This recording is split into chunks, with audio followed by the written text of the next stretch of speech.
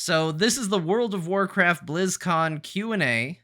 It came out 6 hours ago, so we're on the money with this one. And like I said, it's a long video, so we're just gonna dive into it, and I'll try not to pause it too much. But I think there's probably gonna be stuff to talk about. I haven't played World of Warcraft since Dragonflight came out, and my understanding of Dragonflight is basically I played the Drakthir introduction, and then on my main character, I did the quest to get me to the Dragon Isles, and then I didn't do anything else. So my knowledge on Dragonflight, very low. Shadowlands before that, I played through all of Shadowlands, and then basically none of the patch content after it. So it's been a while on World of Warcraft for me. And I may have some missing information is basically the disclaimer I'm going for. Jarkid Draken wanting to know if they can chat. Of course you can chat. Why wouldn't you be able to chat? Was it shut down? Something bad happening? What's going on? Anybody can chat. Chat away. Don't let me stop you. Let's get into it. That's actually, that's what I'm going to rely a little bit on the chat room for, is potentially, if there is information that I don't have, if I'm saying something truly stupid because it's been in WoW for months or a year and I didn't know about it, let me know. Because I will not know these things. So let's get into the video. Let's watch it right now. See what's going on with the old World of Warcraft.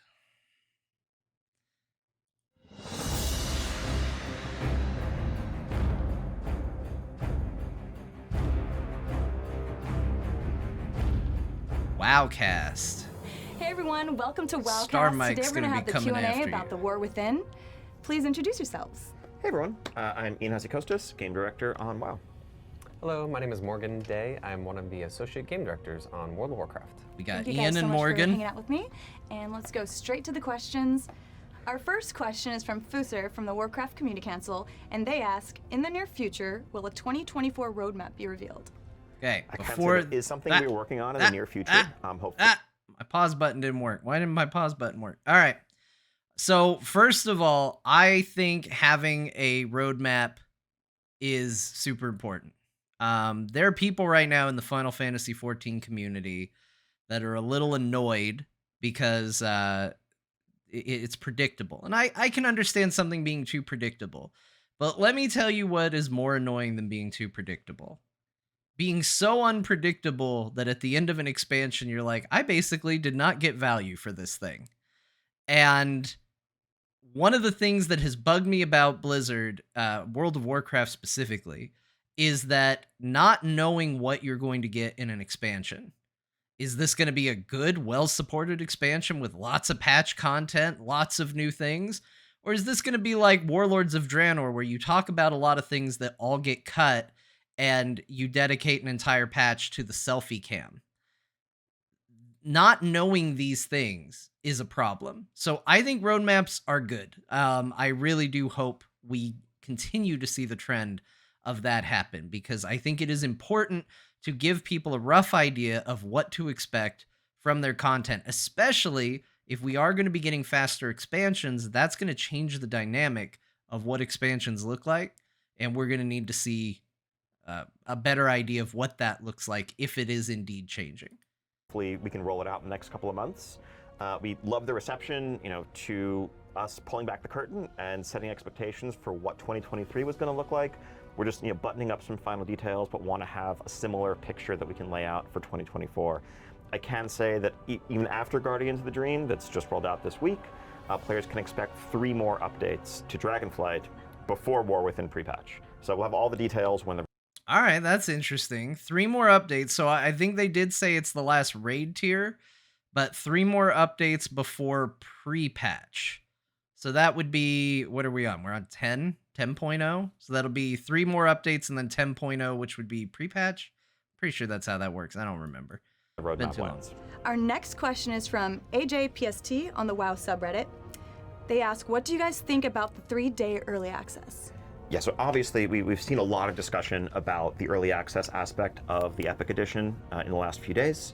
So really where this came from, where this started, was us looking across the board to add value to the expansion bundles at all levels. So starting at the base edition of War Within, compared to Dragonflight, like that includes the boost now, which again was only available in Heroic and up in Dragonflight. It includes Dragonflight itself if you didn't, own that already. So when we increase the value of the base level, we need to also make sure that the increased tiers have their own compelling offerings. And as we considered options, cosmetics, features, access, things like that, one of the things, of course, we paid attention to across the industry is the option of early access as well as beta access. We understand as a live game, as an MMO, as a competitive. I'm gonna be honest with all of you. The 3-day early access does not bother me. I know it gets a lot of people heated. I know it bothers a lot of people. Does not bother me at all. I think for most games, it doesn't bother me one bit. For a game like World of Warcraft, I'm a little more sympathetic to people that are upset by it, because you start to see a couple of areas where it's like, well, I want to play with my friends, but my friend bought it, but I can't get it, so I'm going to be behind. They're going to be 3 days ahead. There's some social things that you can see in there, but in general, I don't think it's that big of a deal. I get the argument, I'm paying $15 a month for a game. Why do I got to pay more just to play it early? You don't. Like, that's the reality of it, is you don't. You either pay it or you don't. Like, that's the price they put on it. It doesn't bother me. To me, when people get upset about this, to me it's just like, well, we don't want to pay the money for the early access, and that's what the anger is, and that's understandable, but it doesn't have to be turned into something else, right? Like, so often we do that when we're mad at something. It's like, well, I'm mad at this, so I need to make the argument about this. Like, you can just be mad that it costs way too much money to be in early access. Like, it's that simple. In cooperative game, there are some unique dimensions to any kind of early access offering here. And there's a little bit of fine print that people have seen on the website, but I want to just elaborate on what that means a bit more. We're really trying to do everything we can to ensure that this is really just a head start on leveling up. You can jump in and work on getting to 80, exploring the world, seeing the story, but Mythic Zero dungeons, weekly quests, things like weekly specialization cooldowns, the high-end Try and treasure make tables, myself if there a are little rares smaller that so you drop can see limited the epics, questions better. There all we those go. things that will feel like any kind of long-term competitive advantage are not going to be available during these first few days. For folks who are used to jumping in and just like going hard at an expansion launch, you may be familiar with the fact that those things have already traditionally been locked until the first weekly reset, until Tuesday morning in North America. That's the other thing, is people always bring in the competitive aspect. This will probably be one of the more hot takes that I'm going to have. If you're competitive in World of Warcraft, if you genuinely want to compete, you're going to already be putting in a level of dedication and hours far above and beyond the average person. I think you should be more than willing to pay the extra. If you're already going to put in that level of commitment, you can put in the extra money for the early access.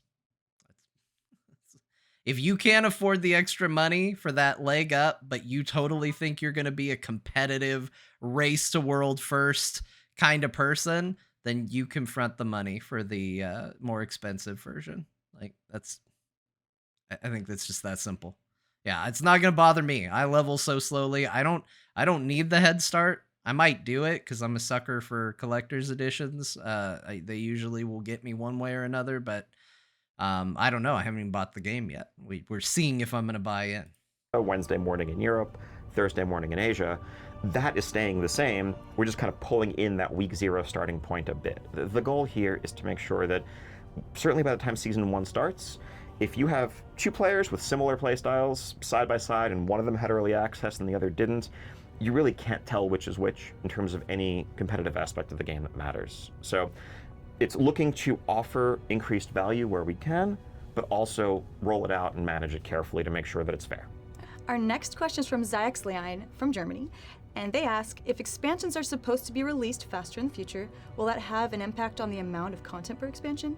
And if not, how do you ensure that the quality and quantity remain the same? That's a great question. Something we've also heard a lot of discussion around. Just want to be clear, obviously we're focused right now on the War Within, and that's what we're talking about. But as Chris Metzen laid out, we have Midnight and the Last Titan on the horizon. Those are I don't think you can talk about 3 expansions and not have a lot of questions about how are all of these things going to fit together.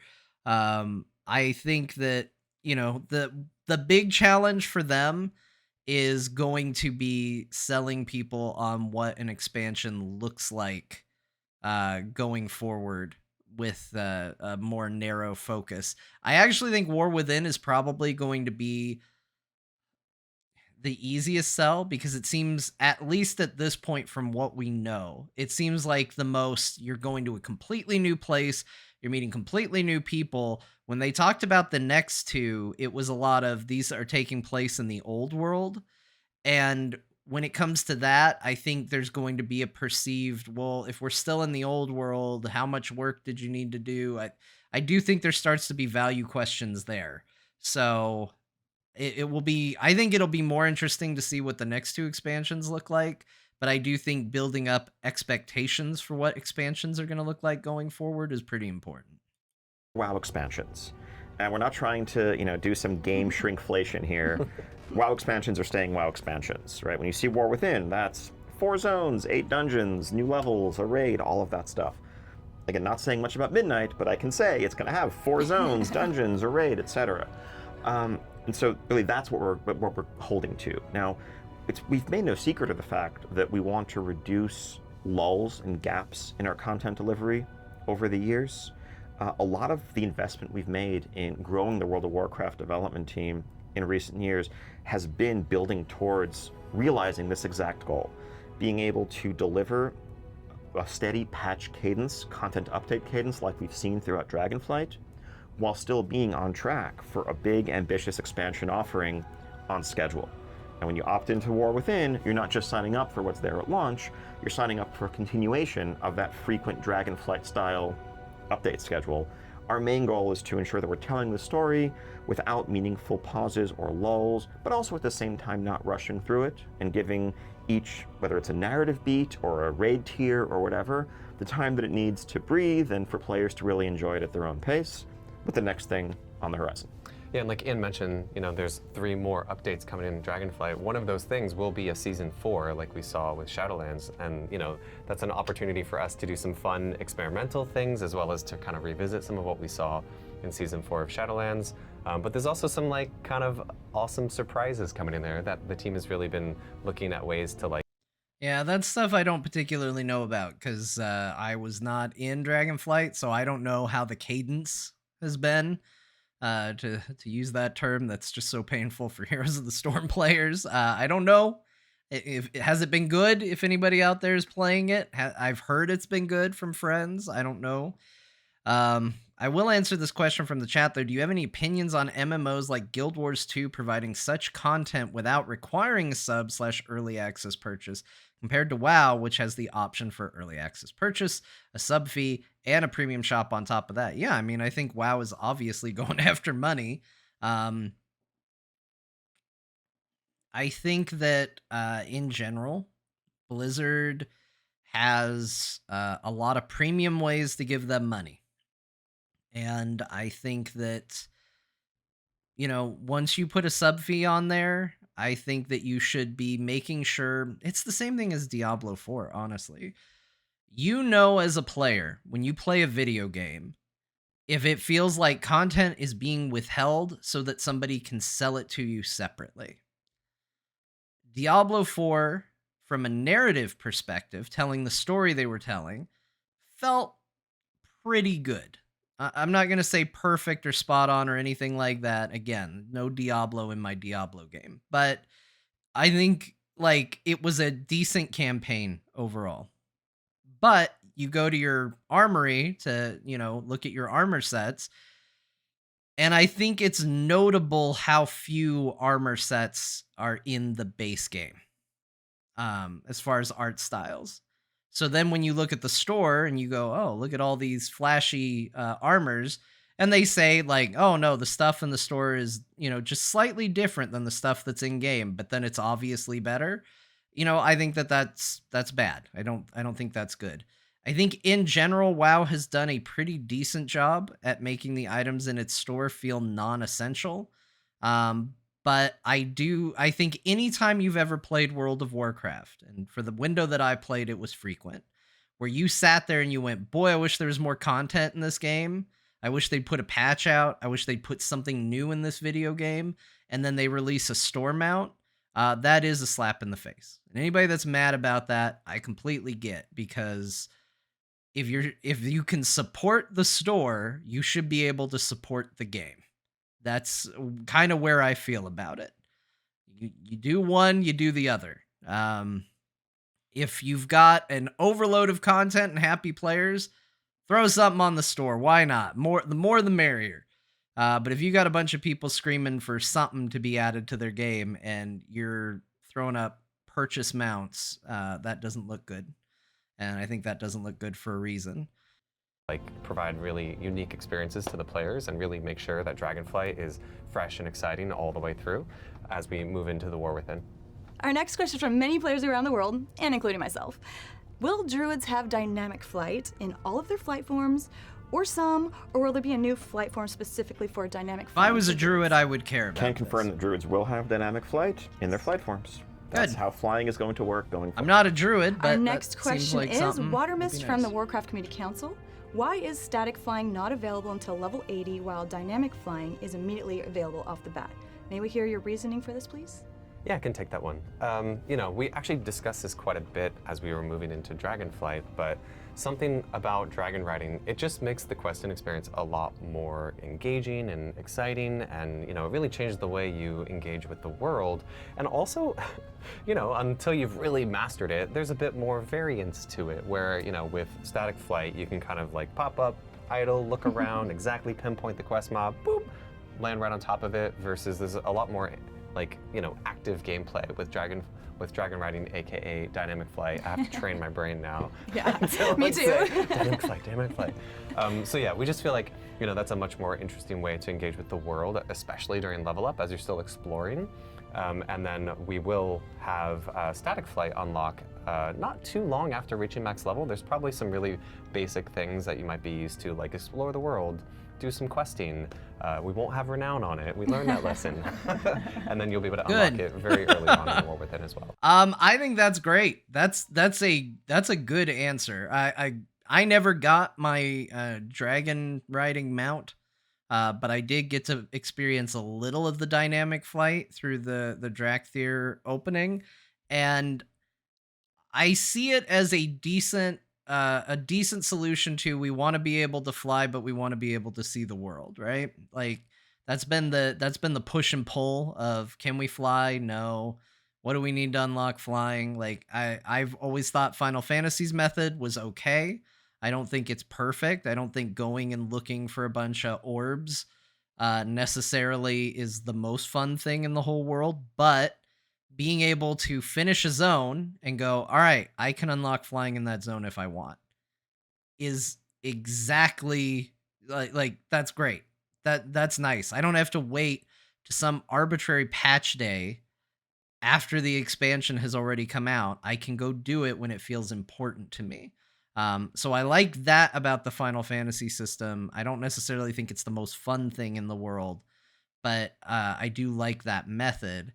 I think giving people dynamic flight is a nice kind of middle ground, right? Like you're going to sort of be able to fly. It's not going to be the exact type of flying that you're used to, but it'll let you fly around and feel cool on your mount without, completely nullifying exploration. I think that's actually a decent middle ground. Our next question is from Dirty Paws from the Warcraft Community Council. Regarding professions, is the new system we got in Dragonflight staying? Are there any changes coming to what we saw in Dragonflight? Yeah, totally. So in the War Within, we will have new kind of specialization points where you can What kind did of people customize think your of different, crafting professions in as you are Dragonflight? continuing to scale I up know it in was the a War big Within. focus, Something but else we're looking at is inspiration. I the didn't hear stats. anybody We added say a bunch that it of whole was, new like, stats for revolutionary. crafting in Dragonflight. And inspiration is one that we've heard a lot of feedback on and kind of keeping an eye on, since ultimately sometimes you have to kind of crit your crafting to make it the most valuable one possible. And if you have to crit, then the crit isn't a crit anymore; it's success. So we're looking at that one. And then lastly, we've seen a lot of great feedback around crafting orders and how people are enjoying that. But if you're not someone who's like at the bleeding edge of the crafting system, it can be hard to find crafting orders that you can fill. So we're looking at ways to kind of increase availability of crafting orders. And one of the ideas that we're currently experimenting with. Oh, that's and, right, because they not added sure that this crafting is orders, right? Something That's that we'll one of be the able big to do at the things. launch of War Within, but we think it's a really fun idea to explore, is the idea of like NPC crafting orders, where maybe when you go to the crafting order UI, there'll be like someone, the Valdrakken Accord wants you to make some stuff for them because, they're short on swords or something. They broke them all. Something like that could be really fun, so that it increases the audience that can engage with the crafting orders. So those are kind of the areas that we're looking at for War Within. Our next question is from Verald from Sargeras. How will the Warband's transmog unlocking work with class-locked items such as tier set tokens? Yeah, we're still kind of working through the details there, but in terms of the tier set tokens, we imagine that would kind of remain to be soulbound. Certainly that's an area where we're looking to get feedback on. Like, I know there are people who have multiple of one character, so that's definitely, one class. So that's definitely something that we'll be listening to feedback on, but right now the plans are those will stay soulbound, but that doesn't mean if based on feedback we couldn't find some alternative solutions there.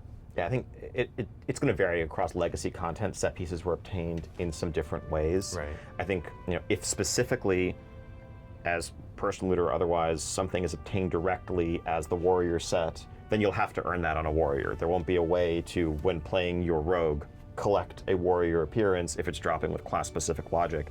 In others, with regard to generalized item drops, though, the goal is just for armor type not to matter. Okay. Once you have the item in your possession, if you don't know the appearance will be added to your warband. Class sets are a fun one though, because Yeah. it's changed how those have actually been acquired so many times over the years that the team's really gonna have to dig in and look at each individual one and hopefully come up with solutions. I think in general that's probably fine, right? Like, that kind of makes sense to me. Both from like I understand the technical hurdles behind this. Like sometimes with Blizzard, WoW, you hear a ruling and a decision and you go, why did you make that ruling or decision? Is Ian wearing 2 watches? What's up with that? Anyway, sometimes you hear a decision that they made and you think, well, why did they make that? From a technical limitation standpoint, I absolutely understand where they're coming from with this. It does make sense to me that it would be difficult when it comes to, hey, people got tokens that you would only get if you were this class.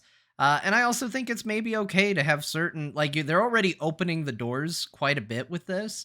So I think keeping it closed in certain aspects isn't necessarily bad.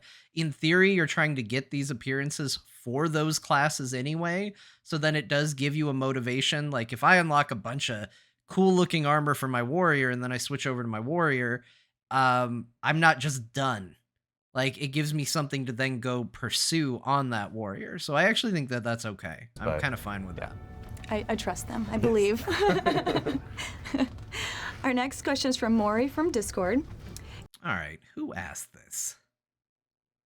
Who is this? What?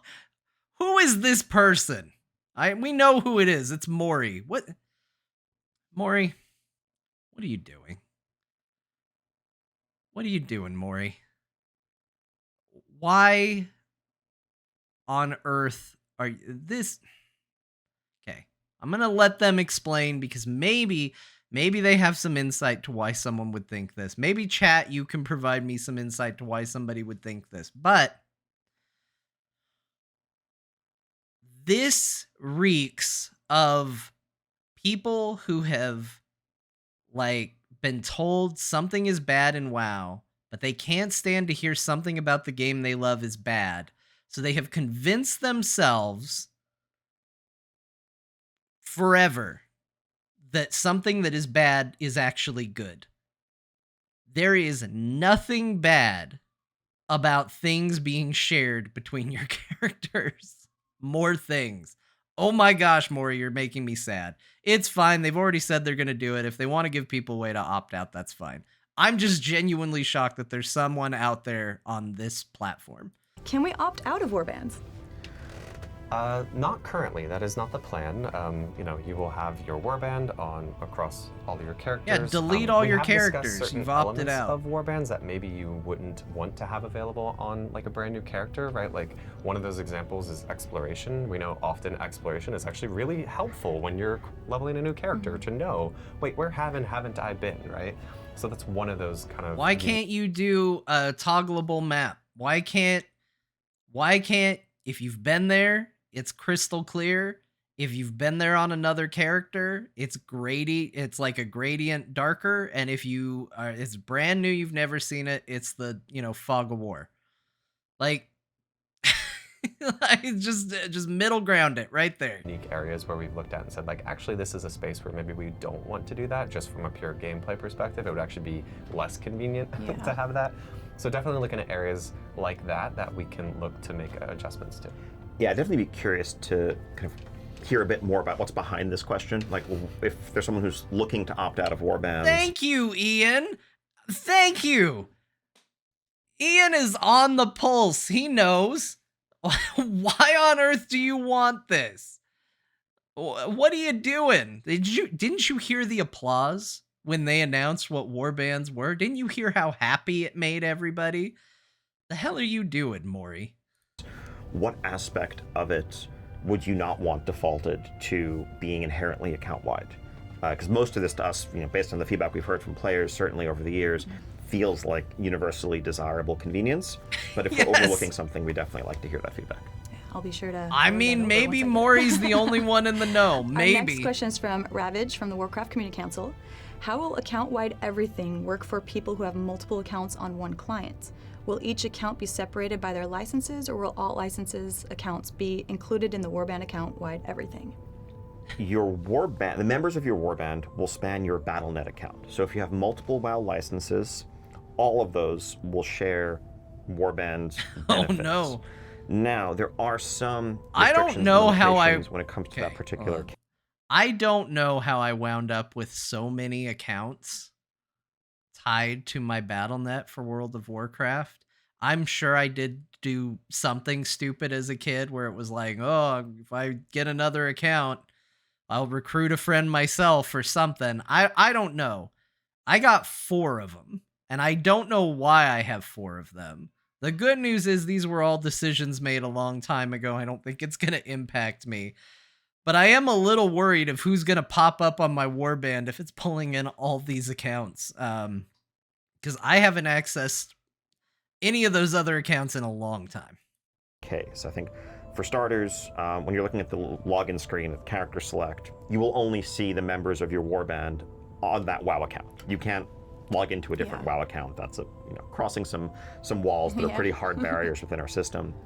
Also, if you're actively multi-boxing, there may be some restrictions on interacting with certain aspects of shared warbound systems. Like, I was wondering if this Warband was a Bank, for multi-boxing example. If one character on account A is actively using the Warband Bank, account B may find that is currently locked. Again, that's simply just for transactional security and other things along those lines. But if you're just looking to play, make progress toward achievements, earn renown, share transmog, all of those things, doesn't matter whether you're on one WoW account or multiple, as long as they're on the same BNet. Yeah, there's definitely some solutions that we've discussed. Like for those of you that have been on multiple characters, how only one of them can make progress on your pet battles, because that's a kind of account-wide progress. There'll be similar solutions like that we'll see for a couple different systems, where it's like, okay, this one logged in first, you're the one that kind of has tap to earn certain certain progress across your account. Actually really small. All right, our next question is from Severex from the Guild Unleashed. How will account-wide rep work with the opposing factions, such as Frenzy Heart Tribe versus Oracles and the Aldor versus the Scryers? So for this one, That's a good question. I was trying to be very clear on the What's Next panel. The current plan is that our War Within Renown and Reputations will be. So yeah, this is exactly where we haven't figured it out yet. It's gonna be eventually one day. Those reps are so old though. I kind of feel like just let them have it at this point. Although, yeah, I mean, if you're hostile to one group, I don't know. Yeah, that's their problem to figure out. Thank God I'm not a WoW developer. But I mean, I think maybe it's a toggle. I don't know. But I wouldn't anticipate that this is going to be a rep they figure out anytime soon. And it wouldn't surprise me if they end up just saying like, hey, if it's a this or that rep, we're not doing those. Shared across the entire account. When it comes to more of those legacy ones, we're still kind of looking into what it'll take to achieve that. But even in that world, there are certain reputations like that are really tied to the fantasy of an individual character, right? Mm-hmm. Like, oh, this character made a choice. So it's very likely we would keep those one tied to the characters. But then there's also the element of, well, what were the rewards that I got from those choices? And those are the areas we want to make sure that that's shared across your account. So it's more just the fantasy of that reputation with that character, where what you might have gotten from it, we would still want to be able to share across your yeah, that's smart. So you Morgan get said, I think the for gear sure, War Within reps will work this way. We the hope rep and aim to make Dragonflight reps also kind of retroactively Warband level, because those feel current and relevant. For new players leveling up in War Within, Dragonflight's going to be the level up experience. But for the dozens and dozens of other reps, it's something we want to do. The answer, just to be clear, it's not a this will never work on the Warband level. It's just there's a lot of kind of data archaeology and making sure that we're converting and fixing up things appropriately that needs to be undertaken. We want to make sure we're not losing any data along the way. That's something we want to do, but it will take time. All right, our next question is from Varlens from France. How many characters can we fit into a warband, and are we limited to one warband per account? I believe it is 50 characters per WoW account. 50? But like we said, you can have 60 more. as of Dragonflight. Oh, 60 as of Dragonflight. Used to be I have 50. old info here. We raised the cap Oh, because that's of not those for Warband. amazing That's how many you can hardcore have in alcoholics an out there who account. had 50 characters, and then we're like, here is Evoker. Delete one of your characters. Okay, let's raise the cap. So yeah. 60 per WoW account, but like we said, you can have multiple accounts in your warband, but only one will share the character select screen. So lots. That is a lot. That is so much. So, wow, it is actually that, though. That's Our interesting. next question is from the Cat's Meow from the Guild Garbage. Will Mythic Plus portals be account bound? Yes, so as of about 12 hours ago, I was talking to the team and felt like, yes, in War Within, your portals can be account bound. All right, our next question is from Roland from France. Can we customize the background of the warband menu? Now we're getting into it. Roland, you are a hero. This is exactly the kind of stuff that I'm into. Forget Mythic Plus. What is that? What are we wasting our time here? This is what I wanted to know. And people are going to think I'm being sarcastic. I am 100% being genuine. I think that being able to customize the background of the warband menu is an awesome idea. So let's see. Please. So this is a request we've heard from a few folks since rolling out that look at the new character select screen. There it is. We're gonna have one cool backdrop at launch in War Within. Definitely feedback there is heard loud and clear. Ian. Ian.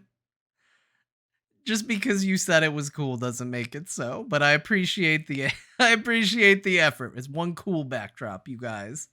It's cool. Don't make fun of it. It's cool.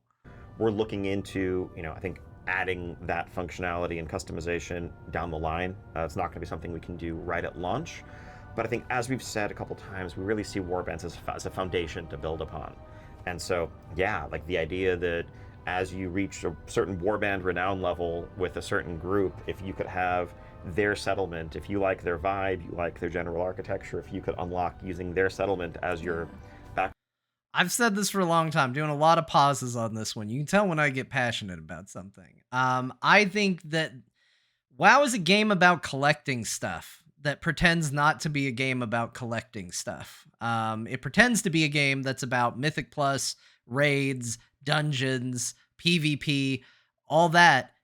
But those are just avenues to collecting stuff. So anytime you add a feature into World of Warcraft that allows you to collect more stuff, you are serving the game because you are enhancing what the game is actually about. So, in other words, I'm gonna bring up a lot of Final Fantasy. I apologize, but it's just because that's what I've been playing. Final Fantasy 14 has player housing. You don't necessarily have to do it, but having a house gives you something else to collect. It gives you another reward that you're interested in when a new seasonal event comes up. It gives you another thing to be interested in when the boss drops a bunch of stuff. The more things that you can put into the game for people to chase, the more things people are going to chase while playing your game. So at the end of the day, putting in a feature where all of a sudden you can change the background is incredibly smart because now people will chase those backgrounds. So I think that this is probably a case of they announced the feature and then we're probably shocked by how many people immediately requested this feature. But I'm happy to hear that they are considering it and going to pursue it because they absolutely 100% should. Like, ways to customize your warband screen seems silly on the surface, but that is literally another avenue. And it's the kind of thing that people aren't going to get all e-peeny about, right? Like, no raider is going to go, well, I'm not raiding anymore because they let people easily get this warband background. Like, people get that way about item levels, but if it's just a warband background, it's not going to be a big issue. So you can now incentivize a lot more stuff with something that's not going to also piss off that extremely vocal minority of players that just want it to be a challenge all the time. So I think that's a great thing. I think they need to get on that as soon as possible. Background character select screen, that's the kind of thing we'd love to chase in the future, but not at War Within launch. Okay. Our next question is from Alistair from Germany. Since you're also revamping the banks through the Warband feature, are there also plans to revise or expand the general bag's bank storage system? Will we finally be able to replace the standard bag? No plans currently to look at a broader kind of revamp there. Ultimately, often when we hear this feedback, we'll look to try to really look at more tactical solutions, right? Like, I think Guardians of the Dream is a great example where we heard a lot of feedback around people's bag space, and the item upgrade system was something that we looked at to kind of help resolve some of the problems there. So, in Guardians of the Dream, those will move your crests and stuff will move into your currency tab. Another one that we talked a lot about was, I mentioned you might need some keys to open some chests and delves, and right from the onset, we were like, okay, please don't make me have a ton of keys in my bag for this. So the team has already talked about having, those keys kind of live in the Delves UI, so that you don't have to carry those around your bag. So definitely looking at tactical ways to fix that, and anytime that people do feel like, there's so much stuff in my bags, that's really great feedback for us to say, like, okay, but how are we creating this problem for you? And really looking at that from that perspective. I also think the shared ability to craft from a warband bank is going to really help with bag space. Like, if you don't, like, even though everybody's got their reagents and stuff like that and it's kind of separated to begin with, but I think being able to just sort of go, nope, it's all going to live in one place. It's going to be probably, I'm assuming, easier to access than logging into, a bank alt or something like that. I think in general that's going to help minimize the issues with bag space. But I'm also a big proponent of, if something is a currency for one particular feature, don't put it in the bag. Put it in the UI for that feature. Like, pets, mounts, when those went from things you carried in your bag to their own UI element, like, that's perfect. Nobody's ever going to say, boy, I sure don't want to have access to my pets and mounts. And there's no reason why you should have to carry that stuff around with you. So putting it in the UI is smart. I think, being able to correctly identify what should go in a bag and what should go in the UI element is important. And sounds like they're doing that. So perspective versus saying, okay, let's just make your bags bigger and bigger, when in reality, it might be problems that we're creating that we should be solving in different ways. Yeah, key rings were a big deal when that got added. I think the way the OG character bank works is something we want to improve. Our focus right now is just on warband storage. But yeah, I agree that it feels archaic to have to buy a whole set of bags and individually put them in your bank slots when we have examples from the guild bank and the warband bank of, just a more, streamlined tabbed system, but focuses on warbands for now. You don't like the bag progression minigame? I mean, I know tailors love it, but it's maybe not the most elegant thing. Our next question is from a lot of players all around the world. Is there something more you can do about bag bloat? The warband bank sounds like a step in the right direction, but we're still piling up valuable items faster than our bags are growing. Pretty much what Morgan just said to that. It's something that I didn't know it was that bad. More than ever I mean, I don't know. If I logged in, I might have a huge full inventory, so I may disagree with myself. World content in particular. I didn't know it was getting that bad. Localized little systems and ecosystems, and you're gathering fragments as part of one event, or you're getting something else that's tied to a vendor as part of another. That can very quickly become overwhelming. We've been actively surveying, looking at what items are most commonly in players' bags and trying to use that to guide Hear that, everybody? Philosophy going forward. Uncle Ian's looking in your bags. He knows. He knows what you've got. You should all be ashamed of yourselves. Already. That is an overwhelming amount of stuff. We should be trying to limit what we're asking you to hold rather than just giving you more and more space until you can't even find anything in your own inventory anymore. Yeah.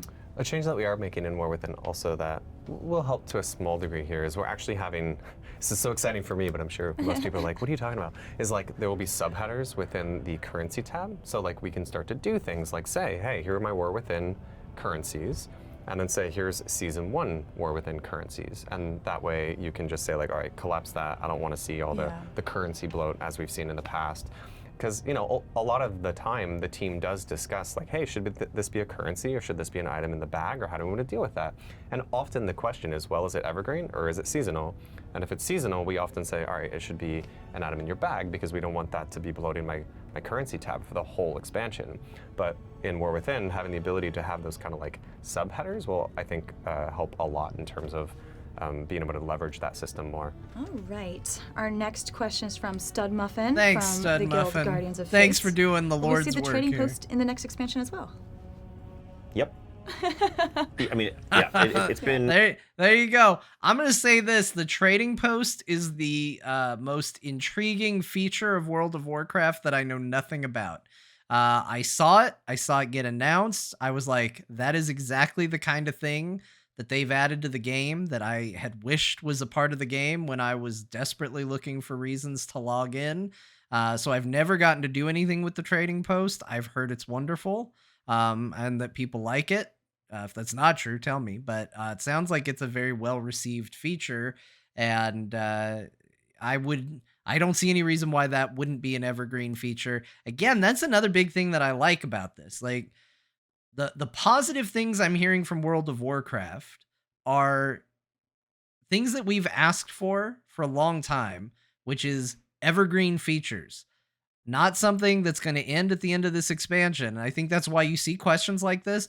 In my head, the trading post was going to be a forever thing. But I don't blame anybody for asking this question, because the history of World of Warcraft content is, well, you have till the end of the expansion and then it goes away. It's been a fun addition to the WoW ecosystem, right? It's a chance to get a cool range of WoW cosmetics into the, out to the player base of all playstyles. We're already planning out a full, fun slate of themed drops over the course of 2024. And yeah, Trading Post is here to stay. I'm sure Stud Muffin will be happy to hear that. I'll also say the Trading Post gives me a lot of FOMO. And it's good to have FOMO for an MMO. That sucks saying this many letters. This is bad. I feel like I'm teaching my son.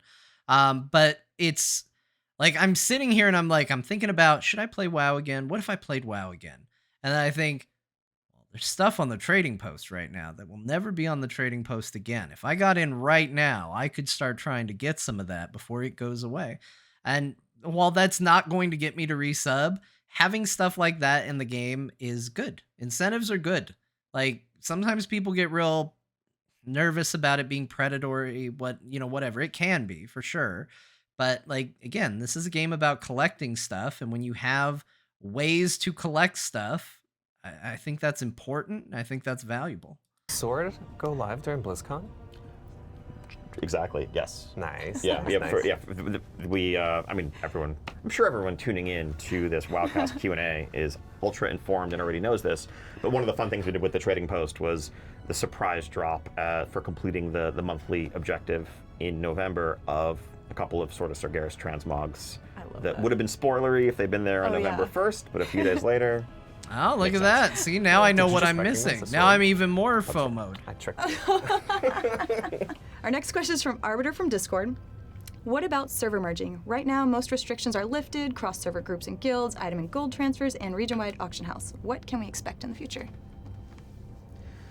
So, our approach so far has really been to tear down those barriers. Many aspects of the auction house still are realm-based. The commodities portion of it is region-wide, but there are still a lot of things that are rooted in server, not least of which is everyone's names and their guild names. But really, for now, our focus is on making it not matter what server you're on when it comes to basically any facet of your gameplay. If we reach a point down the line where we fully accomplished that goal, and it... Hey, Ian. Hi, John here. I play on a server that operates on the East Coast time zone. I am also a father, which means that I only get to play in the evening, which means the video game is always nighttime for me. WoW has some incredible vistas that are not nearly as incredible at night. I'd love a solution more than a 2-hour long trinket with a 24-hour cooldown to help with this problem. This seems somewhat related to what you just said about it shouldn't matter what server you play on. I'm just throwing that out there. Time of day on the server would be nice. It seems like such a little thing, but I can't tell you, hearing all my friends go, oh my gosh, Dragonflight looks amazing. And then every time I log in, it's nighttime, and it's just not the same. That's when I can play. And yeah, selfishly, I want a way to change that. I don't mind it being a toy box item, but 2 hours long for a 24-hour cooldown is ridiculous. And it immediately puts me on my soapbox about the toy box in general. And what the hell is going on with cooldowns and things with that. That should be 2 hours for a 2-hour cooldown is what it should be. If you want to change, if you're not going to set WoW to fluctuate throughout the day, the time of day, then you should give people a way around it. And I think that would be nice. So that's my number one request right now for the game. It really raises the question of why do these exist at all? That's a bridge we would cross, but really our focus is on the player experience first and foremost. Our next question is from Phenomenon from the Warcraft Community Council. Will there be another stat squish? And if so, what does that look like this time? If another stat squish is enacted, will the team be looking into the after effects that occur in regards to legacy content? So we're not currently planning on a stat squish for War Within. We're going to have some pretty large numbers, but they're comparable to numbers that we saw in Legion, let's say. We are almost certainly going to do a stat squish again at midnight when we get there. We've gotten better, basically, at doing this over the years. It's less of an ad hoc process and something we have more structure around. So I think I'm confident that we'll be able to better address legacy scaling. And as always, when we roll it out, make sure to roll it out from day one of the midnight alpha, so that we can have all the time needed to get any feedback or catch things we might have missed to make sure that it's not disruptive when it comes to legacy content. Our next question is from Raining Metal from Discord. Will the nature of the group finders, such as for looking for raids, dungeons, and time walking, ever be made cross-faction? So there's aspects there that we want to continue to expand. The pre-made group finder. The war's over. I know because I got the achievement telling me the war's over. Is inherently cross-faction for groups that you can form and walk into instances. It's an opt-in activity by design. And I think our plan is to keep it that way, in the sense of avoiding situations where someone is randomly queuing up for something and then just finding themselves in a group with members of the opposite faction in a way that, can sort of violate some fundamental boundaries in the rest of the, in-world Azeroth fiction. Our focus is on letting people play with their friends, first and foremost. The fiction says the war is over. That let me hold on, Ian. I know you're a systems guy. The war's over. He said so. I got the achievement. I think I even got a title from that. There is no lore reason why the factions can't do everything together at this point. Now, we recognize, though, that there are some activities, time walking probably being the most notable among them, that can only be accessed via queuing. That I do agree with, though. Well, no, actually, do I? Let me think about it. No, you know what? Just I think. Okay. This is another one that I think people will push back on. So get ready for it. I don't think the 2-faction system makes a lot of sense anymore. I understand that letting orcs go quest through Stormwind maybe is a lot of work and is maybe a bridge too far. I don't know. But I do kind of feel like narratively and for the good of the game, I don't see any need for the faction system to continue to be in place. It feels antiquated. Maybe not on a PvP realm. I guess that's the one aspect I'm not thinking about. But even PvP, PvP has turned into such a, you just turn it on, and I think that's oh, that's right. PvP realms are gone because it all went war mode, right? Okay. So, you already have war mode. I think having the factions to enable, when you enable war mode, you are aligned with your faction.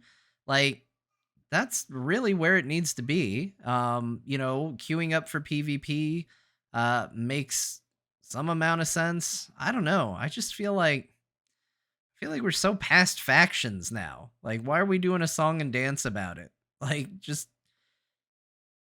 I almost feel like we should just all be able to talk to each other too. Dangerous as that may sound, it just seems antiquated at this point. It kind of feels like we should all just be in the world of Warcraft together. And what we would like to do, and we are working on this, is have the ability to say that, yes, if you're a pre-made cross-faction group, you can queue up for any of these queued activities, but that's not quite the same as random matchmaking with people who aren't opting into that cross-faction gameplay. Our next question is from Rugsy from Discord. Can we expect to see the continuation of expanded character customization in The War Within? Can we expect more than new hair, eye colors coming in the future? Yeah, I think this is another one of those ongoing projects. I think as we've seen over the course of Dragonflight, some of our updates, additional options for different races as it makes sense. It's something, same with our UI updates and other areas. We want to just keep adding options, keep adding variety, and I think certainly we've learned from Evoker customization, for example, how to offer some more areas of customization that we would love to bring to other player races down the line. Our next question is from Shalandana from Germany. Why do we travel back in time in Midnight: The Last Titan, and what does this mean? Are we talking about specific zones or an actual complete new old version of the world? So I think there's a misconception at the root. Yeah, I was going to say, I don't remember them saying that we were going to go back in time. I think what Chris said is we're going back, as in back to the old world, not back in time. Now, I know Metzen gets he is responsible somewhat for that back in time expansion that we did, but I don't think he meant back in time. I think he meant different parts of the world. So I think this is a good clarification because certainly time travel going to scare a lot of people. Root of this question, this is definitely, we're not traveling in time at all. We have just healed the timeways as of Dawn of the Infinite recently. We don't need to venture there anytime soon, promise. When Chris Metzen said returning to the old world, he didn't mean old in the sense of temporal, but actually just returning to these familiar lands that we had visited at times in the past and seeing how they've changed and telling new stories. I hope that going back to Quel'Thalas and that sort of stuff gives them an opportunity to maybe do something interesting with that zone. I have always used it as my prime example for if WoW isn't going to respect its story, then why do I need to respect its story? You know, if you make a Blood Elf right now, you get a intro cinematic that talks about the restoration of the Sunwell, then you get a bunch of quests about how the Sunwell was destroyed, then you get, a series of quests, or they may have changed the dialogue in the intro, but then as you go further into the zone, the Sunwell's technically destroyed. Then you go back out into the world and you're in Cataclysm era world stuff, and they talk about the restored Sunwell, but then you get into Burning Crusade and the Sunwell's destroyed. And then it's just an absolute mess. Now, some of that has gone away with the way they do leveling now, because you're just picking an expansion. And with Dragonflight being what you level through, like it does kind of change this focus a little bit. But it's always been my prime example of like sloppy WoW storytelling. But I think going back to that area lets them maybe touch up some troubled narrative. And it's also a weird zone, right? Like you still can't fly there, right? Am I wrong? I can't remember. I know you still have to zone into it, but I can't remember if they allow flying there yet or not. I don't think they do, right? Can you fly in Quel'Thalas and all that? Yeah, you still can't fly. It's tied to like old Burning Crusade content. It's technically not even attached to Azeroth proper. I feel like this might be an opportunity for them to change that. If they don't have to do a bunch of like brand new zones, maybe they can invest the time in actually putting that chunk of the game or area of the world into the game proper. I'd love to see something like that. In them. I think one of the things that is really essential for us when it comes to future World of Warcraft storytelling, and that we want to make sure we're able to do, is keep these iconic spaces vibrant and relevant. A world where it's, where, okay, we've been to Northrend and we told the story of the Lich King there 15 years ago, therefore we can't use it anymore, is not a world that really best serves the Warcraft franchise. So in Midnight, yes, we're going to be returning to the lands of the Blood Elves, the lands around Silvermoon, the lands of Quel'Thalas, and we will see how they have changed in the time since the Draenei arrived and the Blood Elves entered into World of Warcraft in 2007. But also we're going to expand and reimagine them. It also makes World of Warcraft feel more alive. Like World of Warcraft can sometimes feel a little too much like a Disneyland attraction. And like all MMOs to some degree is going to feel like a roller coaster, like you're on rails. Ooh, look, and when you go back to old content, it's like riding an old ride. Like it's still going to be a little janky here and there. But the way you make a world feel more alive is you show the consequences of time. And like he says 15 years ago is when we did Northrend, and that's insane to me. That's crazy. And it makes me feel my age. But I do want to see, like, that's what made some of those later raids, the Deathwing Cataclysm raids, where you went back in, not back in time, forward in time, and like saw those zones in the future. Like, that's what made those interesting. And I think when you do we discovered a new continent, and you just abandon the old world over and over and over and over again, you kind of kill your world. And WoW's greatest strength is its world. The greatest weakness of World of Warcraft, in my opinion, is any time that it has ever tried to be Game of Thrones. It is not built to tell Game of Thrones stories. It's built to be an incredible world that you explore and do things in. That's where it's strongest. And so if you're going to build a game where the world is your strength and then you just throw out the world whenever people aren't actively exploring it, you are literally doing a disservice to your greatest strength of the game. So I think that, again, when I talk about how much I was excited about the things that Chris said on stage, this is a good example of what I mean, because it feels once again like WoW is heading in the direction of leaning on the things it's actually good at. If Chris had come out and said, "We're going to have this amazing story, BlizzCon, and we're going to have orcs, and it's going to be political, and they're going to be debating with the humans about the ethics of war," I'd be like, "Oh my God, Chris, have you seen the engine? When you get on a horse, you float through the air in a sitting animation. How are you going to possibly tell this story? What are you doing, man?" But that's not what it is. So I think that this is heading in the right direction, and I'm excited about I'm excited about it. I'm excited to see where they go with it. Same with Northrend in Last Titan. So no time travel here, only moving forward. I love that. Yeah, and since I'm sure people will have a thought on a follow-up, we'll absolutely make sure that you can, dynamic fly and kind of traverse around those spaces as you would expect, since right now I know in kind of some of those older spaces that's not currently available, but Well, there you go. He just said it.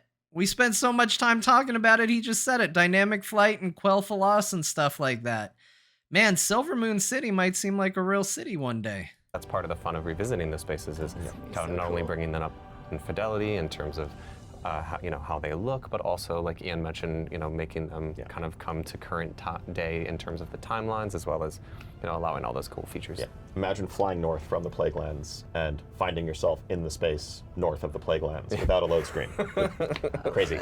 Our next question from Zella from the guild Almost Sane. In the deep dive, it was mentioned that some flying mounts would be ineligible for dynamic flight due to animation concerns. Could we get some examples of this? So I think adding dynamic flight to a mount, it does require a new custom suite of animations. Scott's prediction was the cloud. Scott and Bo really focused in on the cloud, was not going to be a dynamic mount.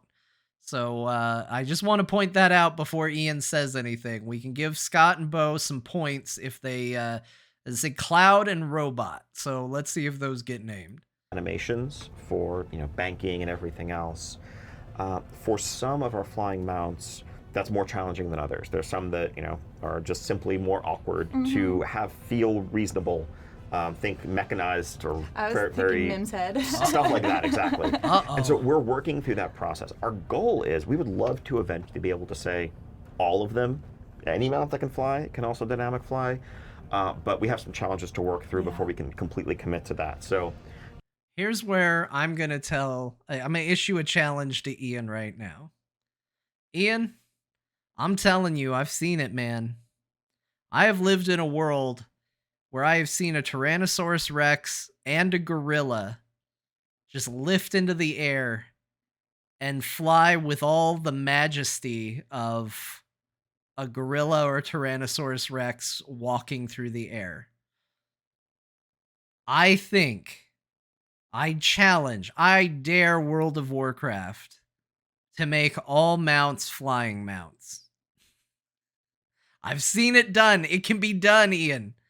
People don't care if it's stupid. In fact, I would even argue that some people think it's better if it's stupid. Yep, flying long boy. Get him in the air. Get him up there. I'll just tell you, it's not as big a deal as you think. just trying to be reasonable in setting expectations. We're definitely going to come out the gates with hundreds of mounts that can do both, but we'd love to get to 100% eventually. Yeah, I mean, the goal philosophically with mounts is always that they be, a choice. It's a collection. It's something that I want to choose based on an aesthetic. We don't want there to be objectively, right or wrong choices when it comes to mounts. So I choose a flying core hound, please. It's not in the game yet. Well, the core hound is. The ability to fly isn't. It doesn't. Whatever animation you use for swimming, because most of them swim. Like, most mounts have a swimming animation. Swimming animation in the air. Flying is just swimming in the sky.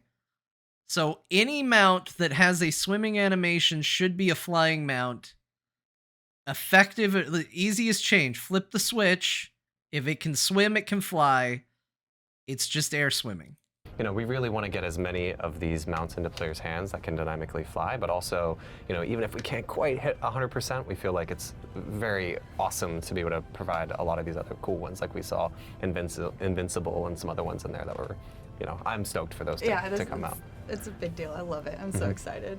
Our next question is from Moonfire from the guild Karazhan Chess Club. Also, if Invincible can fly, every mount should be able to fly. Invincible literally died because it couldn't fly. So, canonically speaking, it should be the least flying horse in the world of Warcraft.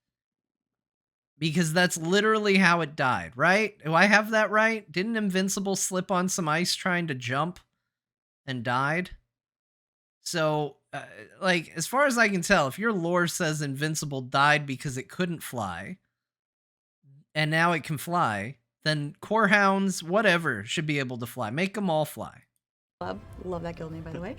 Are Delve gear rewards going to be done in a raid lockout style, daily Mythic Plus style, or something new?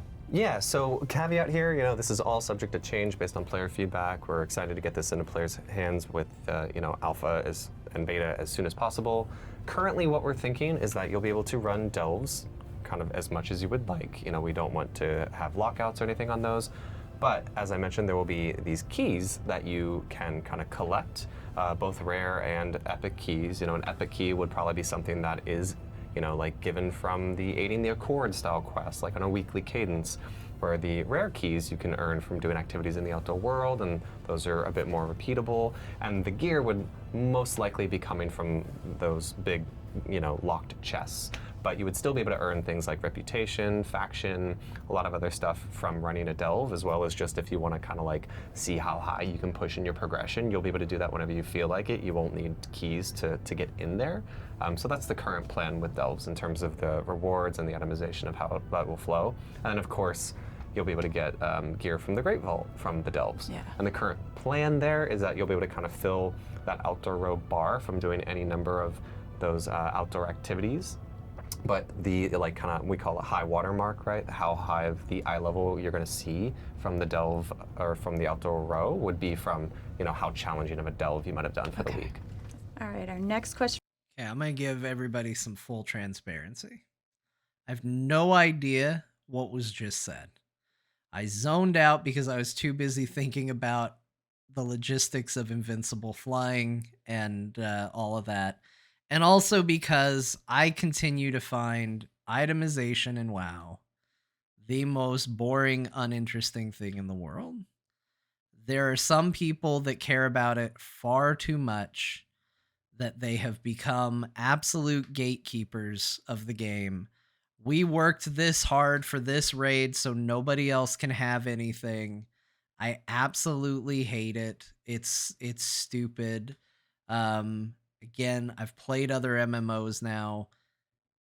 Yes, should better gear come from harder content? 100%. But people that have this, it can't look nice unless it was the hardest content in the game. I just hate it so much. And people get so worried about this path of least resistance as if Delve somehow became the best way to gear up your character, as if that would be the end of raiding in World of Warcraft. All the raiders will tell you it would be. Every raider will tell you we would stop raiding if raiding wasn't the best way to get gear. And not all, but damn near 100% of the people that are telling you that are full of shit. People who raid in World of Warcraft do it because they like raiding in World of Warcraft. Now, that doesn't mean you can't incentivize it. I'm simply saying it is not the sole motivator for raiding. People would do it anyway. So it seems absolutely silly to me when people get so precious about can't give it to them. They just did LFR. They can't have nice things. And in general, WoW has moved away from this, it looks like. I did see I did see what some of the new armor sets in the game are, and it looks like that there are versions that are essentially the same model, different color variations for the various different difficulties. But I'm thinking more back to there was a time where it was like, no, if they raid LFR, they can't have armor that looks like our armor. That sort of mentality, I just hate it. It's so bad. It's so dumb. It's not the reason why people play. If you give LFR players the same model armor, different color, and lower eye level as what a high-end raider gets, they are not going to quit raiding. They won't. From Akacha from Alex Draws a server. Do the hero spec trees mean we will get some of the old playstyles back, such as dual wield survival hunter or two-hand enhancement shaman? This is a fun question.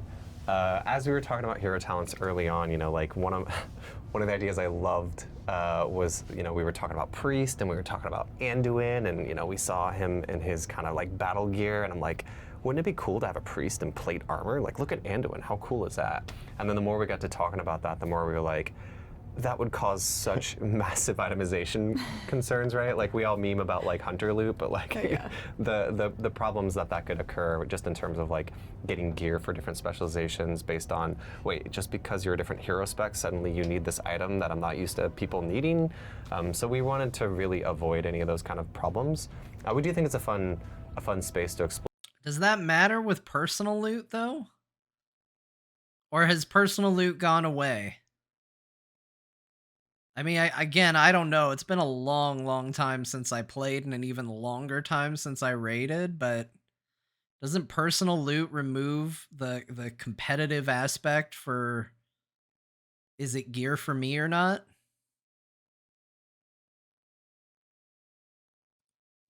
But that's not currently something that we would do with hero talents. If we wanted to make a change like that, we would want to make it much more global, so that was a lot more understandable.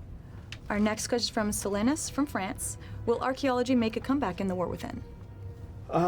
So archaeology, as it's been. Okay. Here's what needs to be pruned.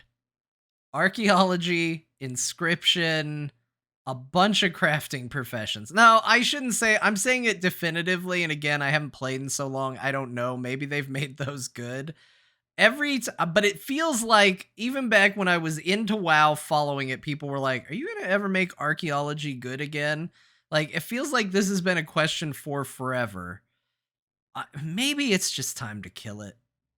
Maybe it's just time for it to die. Move those items that you can get through archaeology, put them somewhere else. I loved it too. Chat's already like, I loved archaeology. I loved it too, but they haven't supported it. And what a waste of your time to invest the time and effort into it just for them to like, just nothing. Just nothing. Find a different way. Like, do something different with it. Get it out of crafting. Make it its own mini game or something that's a little bit more fun. Like, yeah, it could tie into player housing. Absolutely. Yeah. So much stuff could tie into player housing if they would do it. But like, there's some things that they are just keeping on legacy wise, and maybe there's more to it than what I'm thinking of, but I just don't see any reason for them. It just seems crazy to me. I feel like I've been hearing Ian answer the is archaeology going to be good this expansion question for so many years now. Been known in the past. I think the triangulation minigame, I do not think is likely to return in that form. I think when we look at archaeology, we understand, we hear these questions, understand the desire for and the interest in both the fantasy of just uncovering and unearthing aspects of Azeroth's history and the cultures that have lived here for centuries or thousands of years. Also, it's a chance to collect some cool cosmetics and more. So I think we're looking for different vehicles for... Archaeology should be tied to world treasures. They've already put, like, and I'm assuming it's still in the game, like, open world, you're running around exploring, getting treasures and stuff like that. And I feel like every time you find or discover one of these open world treasures, it should increase your archaeology skill because you're finding world treasures. And maybe the higher your archaeology skill, the higher chance of finding the kinds of like special cool items that are in archaeology, if those still exist, in addition to whatever the treasure would be as you unlock more and more in an area. That's my I spent 2 minutes thinking about it solution. It doesn't make sense as its own profession. I don't think, but I think you could tie it into something that people were already doing in the game, like discovering world treasures. And different outlets for that gameplay, for those rewards. It's not hard to imagine, Delve scratching a little bit of that itch as we're journeying with Bran into some of these vaults and locations throughout Kazalgar that we might, in addition to loot and other things, be piecing together some pieces of a larger narrative and relics of the past. And it's something that the team doesn't want to let go of, entirely. But the feedback we heard by and large about the triangulation minigame was that it was frankly more tedious than fun. And that was, I think, the majority opinion. I know that there's a minority who loved it, but I think we, in this case, are listening to and are guided by the feedback that we're hearing in aggregate. There actually will be a, not archaeology, but a fun feature that is going to help scratch at that itch that Ian was talking about and really dive into some more like of the lore of the world in one of those future updates for Dragonflight called Azerothian Archives, which is, an opportunity for us to kind of take another view at how we might implement something like that. So I'm excited for people to see that, and please give us feedback and if that's something that you enjoy or like and want to see more of. We're always talking about ways to kind of add depth to the world and add, just the discoverability of some of the story of, these spaces that we're visiting to have so much history and life to them, and having ways to discover that is always something that we're talking about. How can we inject into the world? Yeah, more info on that coming soon. Our next question comes from Harrison B. from the Wormrest Record server. Going into the War Within, are there measures in place to ensure accuracy with previous storylines? Yeah, I think yes, always, right? We have a vast team of actual literal, lore historians. That feels a little bit like a slap and a question at the same time. Hey, you guys gonna retcon a bunch of stuff? I in general, like people will always complain about retcons when it's against something they like, and then like absolutely fawn over it when it undoes something they didn't like. So like if they did something to retcon, I'm trying to think of something that would feel more like a universal win. But like if they did something everything I think of, there's going to be people that are so pissed about it. So this is why they don't do it. But like if they did something to try to retcon Garrosh, we'll say, to make him a more consistent character. I think one of the biggest problems, and it's a problem with a lot of characters, is inconsistency. Garrosh, depending on the zone, goes from extremely over the top, violent, extreme orcs first, war first mentality to win at any cost mentality to you're going to hurt civilians, you don't have honor. Like, he's not consistently written per zone. So I think trying to lock in, like if they were going to try and identify and lock down more of what a character was, people would probably be more on board with that. When it's things like I'm seeing in the chat after the Chronicles books came out and then immediately got retcon did kind of suck. Yeah, I mean that's part of the problem with trying to put out lore books. Like you gotta adhere to it, man. If you're gonna put it in a book, you gotta at least try. You really need to have a plan for this sort of stuff. But I don't know about that if that's the case. But I think that there are times where it's going to be necessary and there's going to be times when it isn't. I think as long as you're telling a good story, people will go along with you. Like that, at the end of the day, that's the ruling. If you are telling a good story, people will understand why you did what you did. If you are telling a bad story, people are not going to go along with what you have chosen to say. So, if you decide to tell a story that is going to restructure events, people will probably be initially questioning it, initially a little upset about it. But if they see that it ultimately leads to a place where, like, oh, but the narrative that they told off of this makes a lot of sense and was really, really good, they will forgive the retcon. However, it kind of has to do that. Sylvanas is my favorite Warcraft character. I was a Sylvanas fan since Warcraft 3.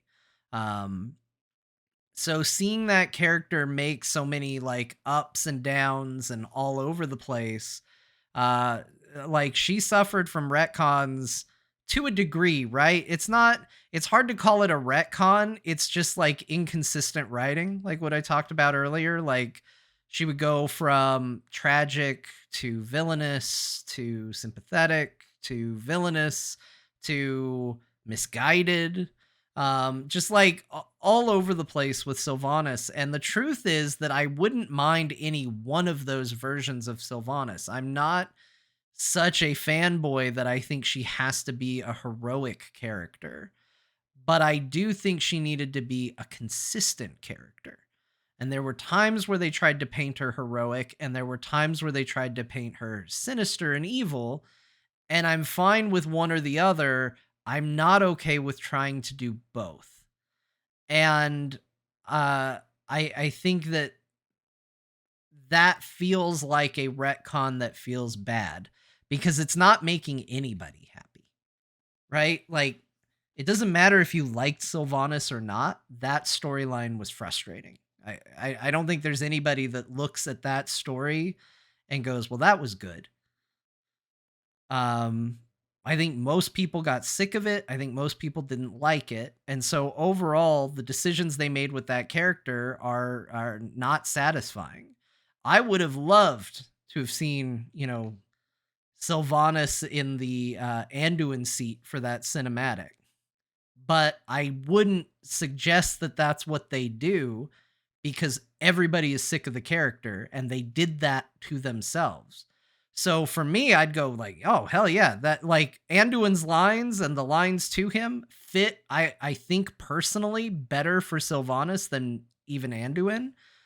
But I don't blame them for going, we are going to pretend Sylvanas is gone forever and we're not going to be looking at her for a very long time because everyone is sick of her, because everyone is, because they couldn't get a clarity of vision with that storyline.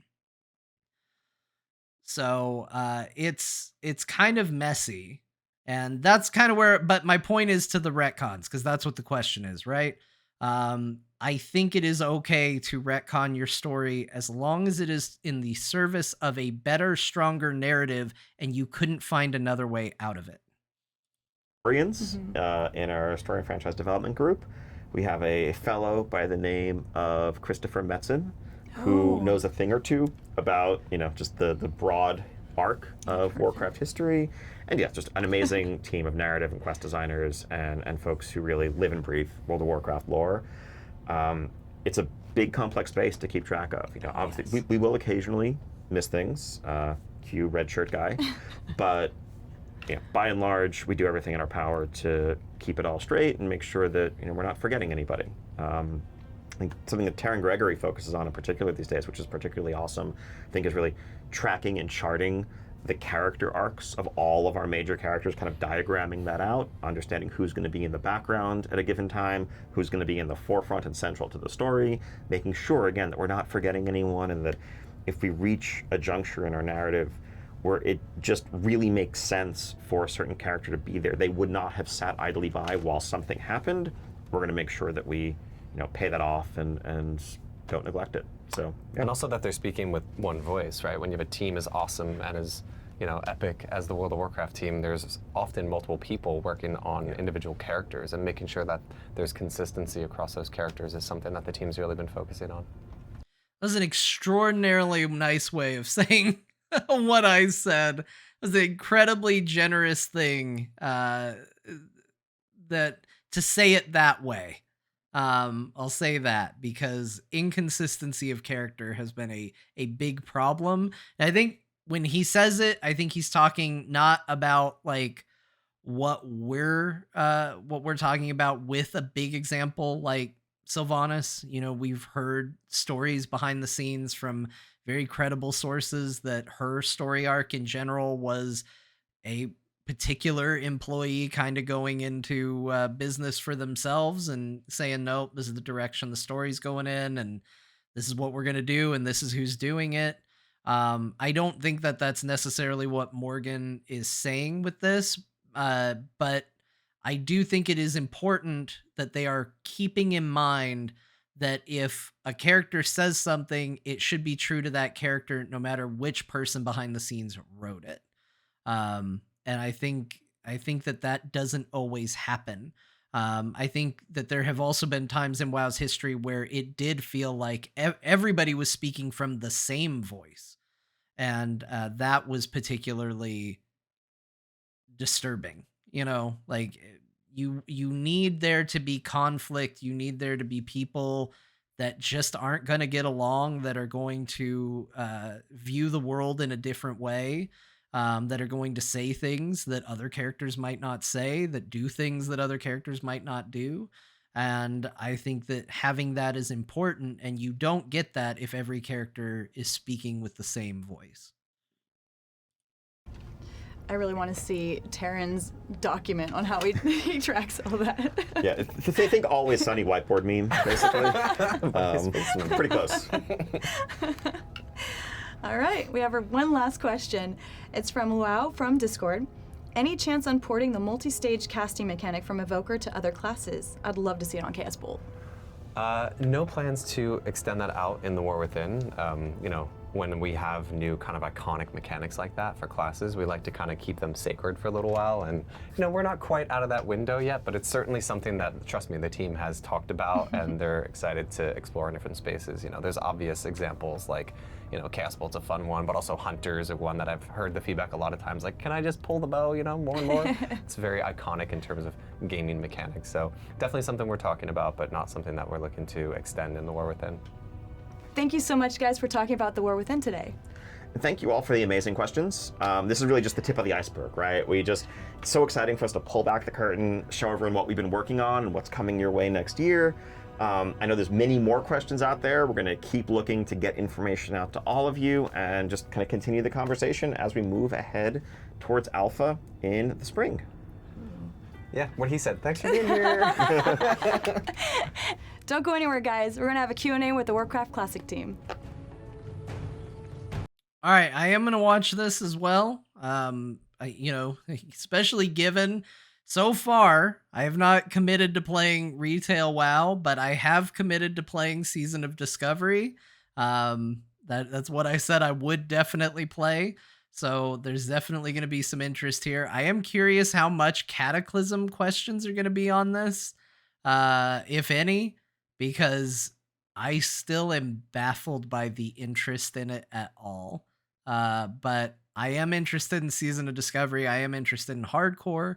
So we're going to go ahead and check out and see what that's going to be, and see what this is going to be. Let's see. Let's jump into a Q&A with the Classic team. Please introduce yourselves. Hi, I am Ana Resendes, one of the 2 lead software engineers in the World of Warcraft Classic team. Hi, I'm Clay Stone, Associate Production Director on the WoW Classic team. And I'm Tim Jones. I'm the Assistant Lead Game Designer on the World of Warcraft Classic team. Thank you for joining. Let's go straight into the questions now. Our first question is from many players all around the world. Why didn't you announce Wrath Era realms? We in the Classic team, is the moment where we're having the most offerings we have ever had in the past. We get to have the new season coming up, Hardcore. You can also go to the Classic Era servers, Wrath of the Lich King, and then Wrath of the Lich King is going to be moving into Cataclysm. So when thinking about all these offerings that the Classic team has at the moment, we were very conscious about not wanting to further fragment the population and where people want to join into this journey. So we currently don't have plans to do so. That said, on the technical side, when we implemented Burning Crusade and Wrath of the Lich King, we were like super focused to make sure that whenever we want to bring those experiences again, it's going to be not such a hard time as it was the first time. Like, we implemented it with in mind that it's going to come back at some point. So I haven't played Classic. I don't really follow Classic. Season of Discovery is the first time I've really been interested in it. So when they say there's not going to be any Wrath era realms, does that mean that you will not be able to just play Wrath of the Lich King Classic anymore? What exactly does that mean? Wrath is gone with Kata? That seems stupid. Man, once it's gone, it's gone. What is that? Okay, well, I started this off with saying hopefully we don't hear much about Cataclysm. And we started with a question about Cataclysm, sort of, that continues to baffle me. So they did the same thing with Burning Crusade, is what I'm seeing in chat. I get not wanting to fragment the realms, but it makes me question the decision to do it in the first place. Right? Like, to me, you offer Classic WoW because people want to play that era of WoW forever. They think that WoW is evergreen. You do Burning Crusade because people want to do Burning Crusade, that level of content, evergreen. Wrath, the same thing. To me, the way you fragment it is you say, okay, the reason we were doing Classic Realms is because people wanted to play Classic World. It already doesn't make sense for Cataclysm to exist within the Classic spectrum, in my opinion. So I think what they should do is, my understanding is EverQuest does a thing where they go through slowly and put out expansions over and over and over till they get caught back up to current. I think they should do Classic Realms. I think they should do Burning Crusade Realms. I think they should do Wrath Realms. And then I think they should do a realm that is just going to progress throughout the history of expansions and let people go through it at the pace and then pick a cutoff point and reboot it. I don't know. That seems really crazy to me. I think that's bad. I don't think people are looking to experience WoW throughout its history again as it would be released. I kind of feel like people just want to experience the era of WoW they cared about. But I don't know. Again, I don't know anything about it. I don't have a ton of interest in it. I have an interest in WoW Hardcore, which is Classic. And I have an interest in Season of Discovery, which is Classic. So I guess I don't really have a horse in the race, but that, like, hearing that out loud, my reaction is that seems crazy to me. Our next question is from McCulloch from the EU server of Ravencrest. Can you please share more specifically what is your current idea on the increased leveling speed from 1 to 80? Yeah, so, whenever we bring an expansion like Burning Crusade or Wrath Classic, and now Cataclysm Classic, we feel like we have a really good opportunity to sort of reframe that expansion, and that's sort of where the genesis for a lot of our hashtag some changes come from. And when we think about the leveling speed, when we think about Cataclysm specifically, there's a renewed focus on Eastern Kingdoms and Kalimdor and that level 1 to 60 journey. That the level 60 to 80 journey being spent in Outland and in Northrend kind of doesn't feel like it's a part of. So what I would expect is I'm gonna pause this, seeing as I don't care. But Terror Skull brings up I think this kind of sums it up. Seems like they want to keep the classic era realms and then a progression set of realms. Maybe they plan to restart at some point and go through again. To me, I feel like that would be Cataclysm. Like, it's so weird to me that we're doing Cataclysm Classic. I get that. I don't get that there are people who want it. I genuinely don't. Like, the second we hit this point, I'm confused. Like, I'm not saying that WoW has just been the same from Cataclysm on, like, and that people can't be nostalgic for Cataclysm, but it makes more sense to me to be nostalgic for a world that doesn't exist than to be nostalgic for a world that literally does exist. You can go level through the Cataclysm zones right now. You can go to the old world and level through the post-Cataclysm zones right now, and it's the Cataclysm storyline. You can't do that with vanilla, so it doesn't make sense to me to move this world to this place. That just doesn't add up in my head. And I don't think I'm going to be convinced otherwise than that. I think that's just going to be my confusion. So that's just where it's going to be.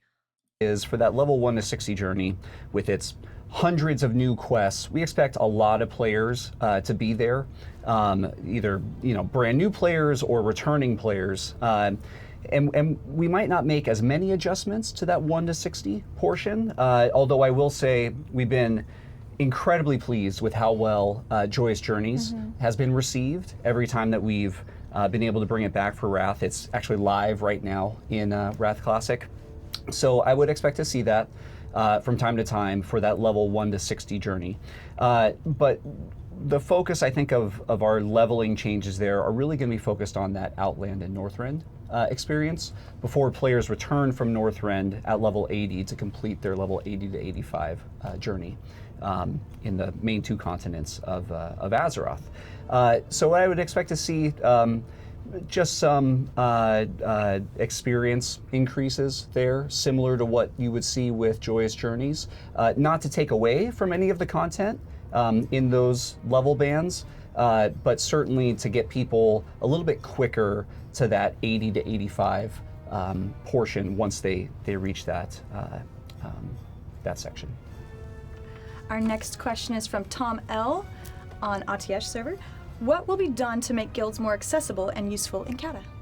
Yeah, so this is Boy, this is guys, another we're one getting a where lot of when we look Cataclysm back questions. at the original Cataclysm, I may have there's 2 misjudged sort of what all components these that we questions think were about going to guilds be from. about. One, making smaller guilds more viable or on more of an equal playing field as the larger guilds, and then 2, reducing some of the toxicity that was kind of introduced back then. They do get into We the season look at stuff. that one first. All right, good. There was a guild perk that existed where for however many members you had within your guild, every time that they would loot gold, the guild would receive a portion or a percentage of that.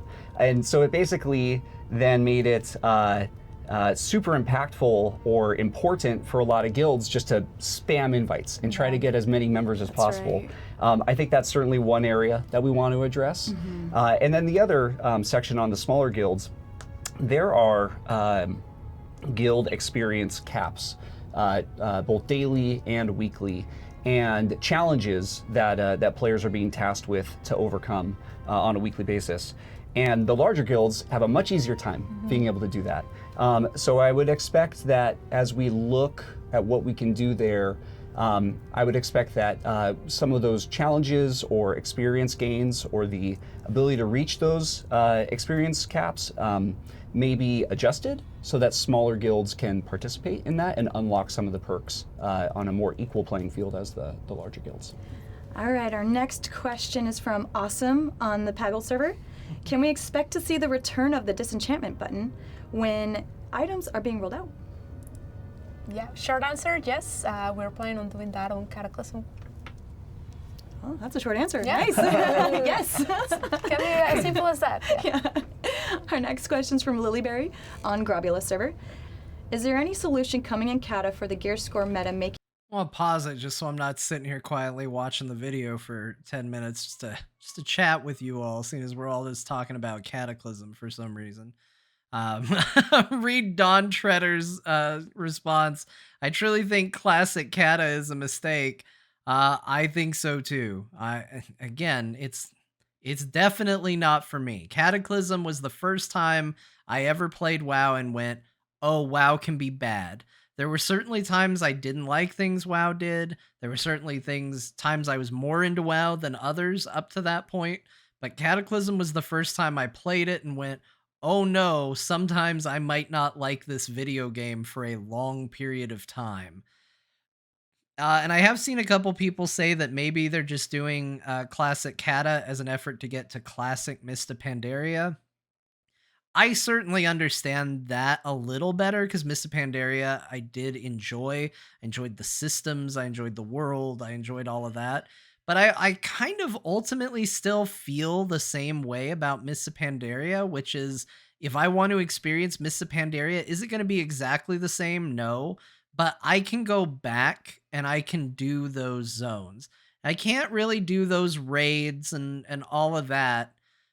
Which I guess is kind of what the focus of the classic is it puts everybody back in that pool. But yeah, it's just weird to me. This is one that's just absolutely, truly bizarre. I would have never expected classic to go beyond Wrath of the Lich King. I wasn't even sure if a classic was going to go beyond vanilla WoW, honestly. making it impossible to gear up alts because I get constantly rejected by groups? Yeah, there's a lot of content that was both part of Wrath of Lich King Classic, like the Titan Rune dungeon system. It really allowed players to continue to explore dungeon groups now through the random dungeon finder. There's more ease for players to get into that and find groups easily, and really get the items that you need to be able to eventually jump into raids. Yeah, and this is something that we're gonna keep monitoring towards, you know, not just when Cataclysm starts, but also when the pre-patch comes in and a lot of people might be coming back to the game and trying to experience all of the content. So we're gonna be looking into it and making sure that we're always on the looks of finding ways that it could potentially ease that. Like as Tim mentioned, the Titan Rune dungeons is kind of an idea of that, and there's always like different steps to get there. We know that Titan Rune dungeons, we acknowledge that they might be a little bit of a... Are they doing Ruby Sanctum for Wrath Classic? I think we just got the Lich King raid, right? Are they gonna do Ruby Sanctum? It's a part of it. If they're gonna make Cataclysm Classic, I would expect maybe Ruby Sanctum. Or have they said, are they not gonna do that?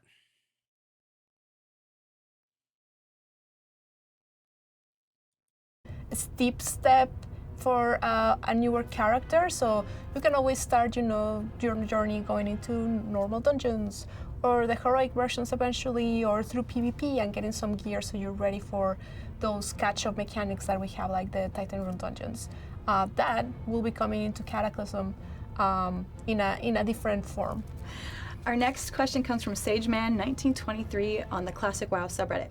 Could we possibly get a roadmap of the future level caps? Yeah, so Season of Discovery and the level caps. All right, here we go. I was gonna say the level caps for Cataclysm. I think we know what they are, but here we are. All right, Season of Discovery. You have my attention. let's do it. I can start paying attention. All right. I guess just to recap sort of what those level caps are. We're starting at level 25. After level 25, we're going to raise the level cap to 40. We're going to raise it to 50, and then we're going to raise it to 60, and of course have all of the end game content after 60. When we think about the timing for those, we're not ready just yet to say when they're coming. There's an element of flexibility in there that we want to be able to maintain. Part of the inspiration for this was back when the original Classic beta was live prior to its launch in 2019. it was so cool to see the new metas that developed and what an end game at level 30 or level 40, I think it was, were the two level caps that we used, what that looked like. So when we think about the roadmap and the timetable for when we'll be increasing these level caps for Season of Discovery, we really want to give enough time for that meta to develop and for players to be able to experience that end game at each of these level caps. So you won't have to wait too long, but we want to give it. I think this is really smart. I think this is exactly what it should be. I think if you're going to radically change Classic, because like there is an element of like hurry up with regular Classic because everybody kind of knows it, at least to some degree. They either know it or they're rediscovering it or they can easily go online and find it out.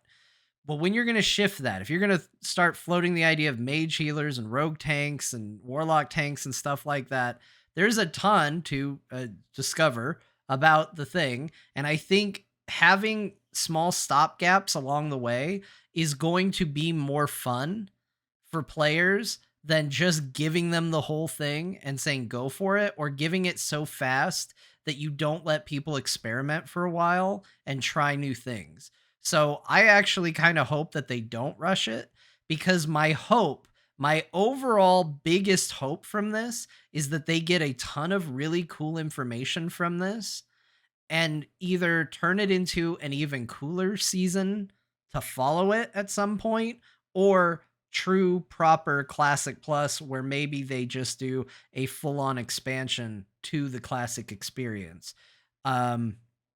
I think that would be great, but I think probably smartly they want to see what people are going to do with it first. A little bit more time to see, how the first one at level 25 performs, and kind of use that as a basis for when we want to start moving on to the next ones. Our next question from Asadai on the Crom Crush server.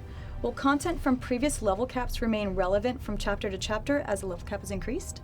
Yeah, absolutely. The beauty of making level up content is that we're adding new things to the outdoor world, and even as phases progress and people jump in that weren't playing in phase 1, or people making alts because they can't wait to see what kind of runes that other classes have to offer, they're going to be leveling through Azeroth again, and the new content, the new rune discoveries that we added to zones all throughout the world, people get to experience that. So that will definitely be relevant content to the level up experience all throughout the lifespan of Season of Discovery.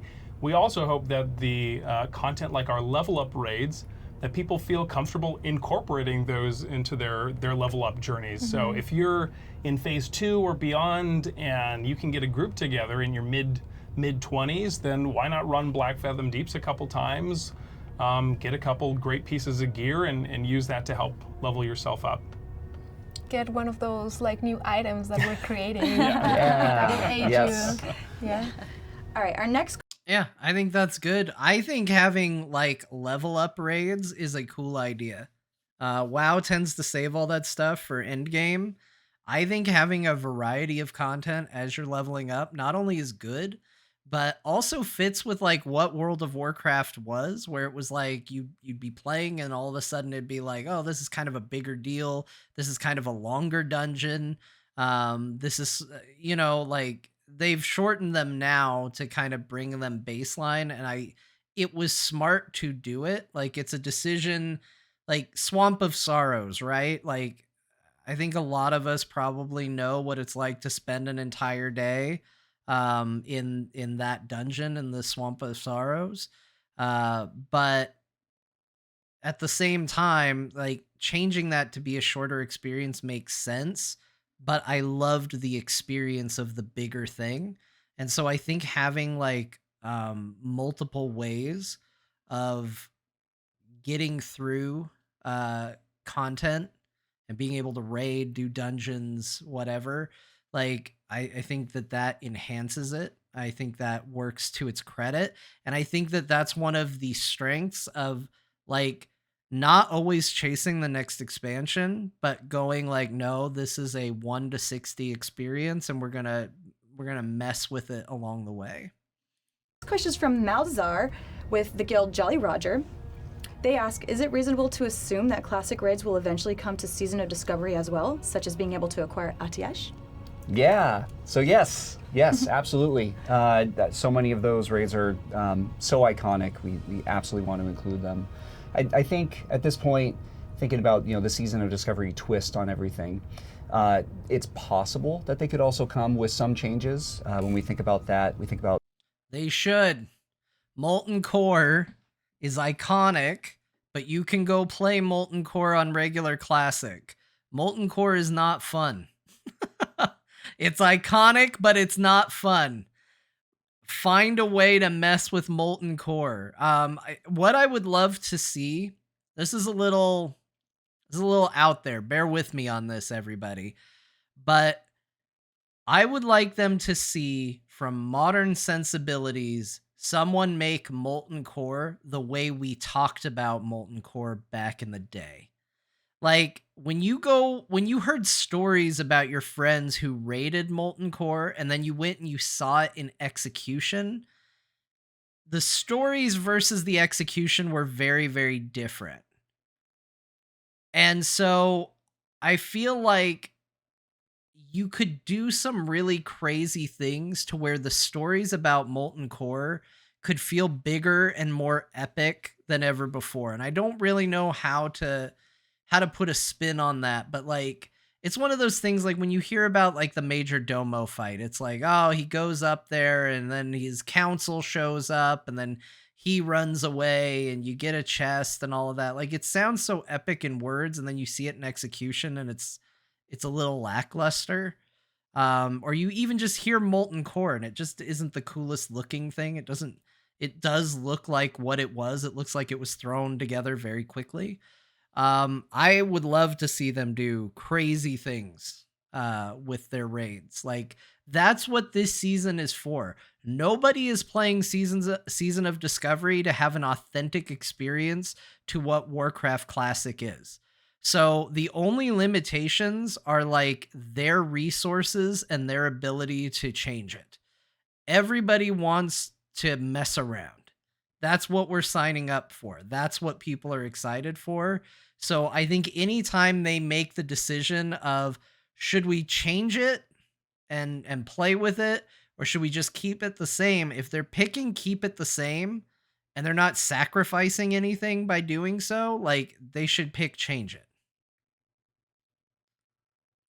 some of the work that we did on Season of Mastery as kind of being within the realm of That's actually a good point. Taz said, give Molten Core the Firelands treatment. Can you imagine if the Ragnaros encounter for Season of Discovery, once you beat him, he stood up and you had to fight legs Ragnaros at the end? This stuff is exactly like what I would want from Season of Discovery. Like, we're not replacing Warcraft Classic. If you want the authentic experience, again, it's there. This is the opportunity to make players, like, once again, go out and go, holy shit. And in a way, it's smart for Warcraft Classic because obviously we're pushing Cataclysm now. The days of this mattering that much to people is coming to an end as far as what you're moving forward. Getting people to go over to retail and go, oh my gosh, you guys, I rated the Season of Discovery Molten Core, and it was the most insane, crazy thing I've ever experienced. And they tell these crazy stories to WoW veterans who have rated Molten Core, who know what that's supposed to be, and it's something totally different. You've now sold a bunch of people on WoW Classic. Like, that is going to get people playing. That's why I'm going to be playing. Of adjustments or additions that we might make to them. But on the flip side, we're still discussing it. And we recognize that players' characters that'll be coming to each of these are going to have access to tons of new abilities. And that's kind of going to bring a fresh spin on these raids as they exist without any changes or additions. So something that we're still in discussion on, but the raids will absolutely be there. Maldazar has a second question, and they ask, are there any plans to introduce any new legendary items for Season of Discovery, such as the original Ashbringer or Frostmourne? It's a big maybe. You know, I think we're so excited to explore sort of the unfinished storylines or quests that abruptly ended, like what's behind the gates of Timbermaw Hold in Azshara, or why does the quest line for the Shade of Aranicus gem abruptly end in Winterspring? We're super excited to explore continuing those storylines or quests when it's appropriate and when it is respectful of content that was eventually explored in future expansions. Our next question. That's awesome. Like, I continue to be just amazed. I continue to be baffled. I just feel like this section of it is going to be two things. Me being so excited for Season of Discovery and so negative on Classic Cataclysm. But I'm sorry, I'm going to stay on brand. It absolutely baffles me that when they're offering this, they're talking about Classic Cataclysm. I do not understand those two things existing at the same time. This sounds like the coolest thing ever, and Classic Cataclysm sounds like the worst idea anybody has ever had. So I everything they're saying is so good, and I just want to tell everybody, like, just get everybody who's working on Classic Cataclysm and just tell them to come work on Season of Discovery. Stop wasting their time. Question comes from Sir Thunderpaws on the Classic WoW subreddit. What are you going to do to address gold inflation, gold buying, and botting? Yeah. This kind of activity and the impact that it has is incredibly important to us. Not just as developers of the game, but also as players of the game ourselves. So it's something that the team is incredibly focused on. Almost nonstop. When we think about this, and we think about the tools that we have at our disposal, it gets challenging to get into specifics on it, because the more that we talk about it and the more that we talk about how we work on this or the areas that we work on to help address it, the more self-defeating it can become because of that level of insight that we're giving into it. So I would say that I'm sure some players have noticed the occasional instance where an instance might close for a little bit with not very much warning, and then may reopen. Those could be areas where some of our team are making some changes due to some activity that we've seen in those spaces. I think part of the challenge really is that communication problem that we come across. We're trying to find ways to be more communicative about our efforts.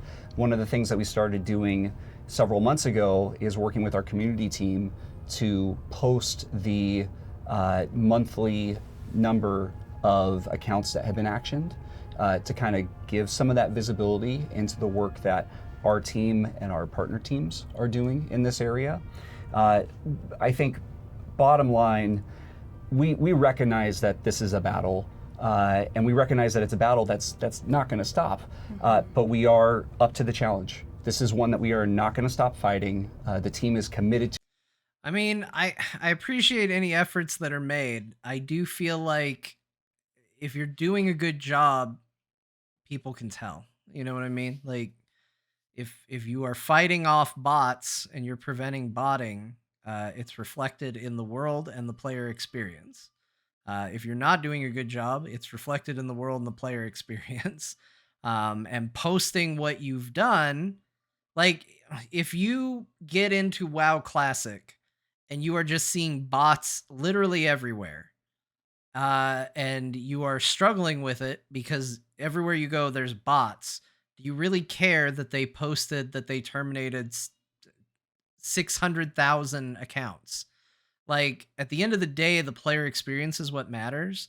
I respect them wanting to inform and report. Like, they talk about communication. It's important to know they're doing something, But at the end of the day, if your experience in the game is not good because of botting, then whatever they've posted means absolutely nothing if your experience is still bad. So again, I understand it's a hard problem. They've said it plenty of times, but we'll all know how it's going. To it, our partner teams are committed to it, and we're going to use all the tools at our disposal and our evolving tactics to continue addressing it. Yeah, I mean, in the technical side of things, we're always looking into different options on how to increase, all of the code and like the systems that we have in place, and it's always part of like our tasks that we always are looking into, and we work really closely with, the modern side of the game too, because to kind of have a concrete and like unified front into this battle. Our next question comes from the BG Hero on the Classic WoW subreddit. How do you plan to balance Here's the answer I want to hear. Don't. factions for World PvP and Season of Discovery? Yeah. So this is a fun one. I want to start kind of just talking about servers or realms for a second. You've already made it too complicated. The answer is you don't balance it. That's the answer. You don't balance it. I don't think a lot of players realize, because we've only talked about it once or twice publicly, but when we were developing hardcore realms, we were actually able to develop quite a bit of technology and new methods to raise the realm caps for the number of concurrent players that we can have connected to a single realm at a time, quite substantially. So when you look at the number of realms that we launched with on hardcore, it may seem like there's only a couple, but they can actually hold a far greater number of players at a single time than we had ever previously been able to achieve on previous classic realms. So that's certainly something that we want to employ when it comes to Season of Discovery. It's kind of like we want to do as few realms as possible while still being able to get everybody in who wants to play.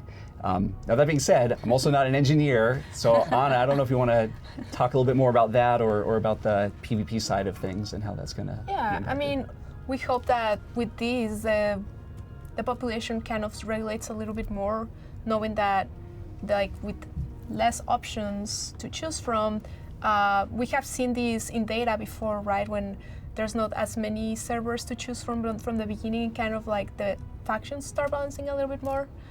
So that's our hope with all these improvements that we're doing. The other thing too is that the World PvP event that it's currently being developed, well, actually it's ready to go for level 25. It actually doesn't start until both factions get to a certain threshold. So we're hoping that when the event starts, it's going to be at a balanced place and a balanced battle. And of course, we're going to be keeping a close eye on it and just making sure, like, hey, is this working? I don't think, so the first thing he said was, I think it's kind of decent, because it's basically saying like there's not going to be that many realms.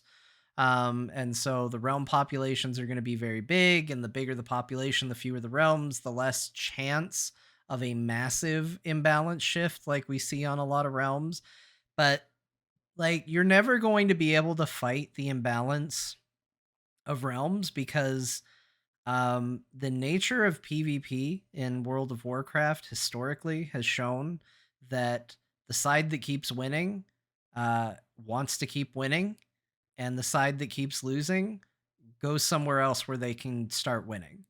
Like, it is not a case where if you have 0 alliance players, or not that many, alliance players, and you're constantly outnumbered and being beaten down by the horde, they don't go out there and rally the troops and go, come on guys, all we need is a couple brave soldiers to step it up and give it their best and fight, and we're gonna push them back, we're gonna make it happen. It just doesn't happen. Like if players are losing all the time and they go to find the population of alliance is higher on another server, they will server transfer to it.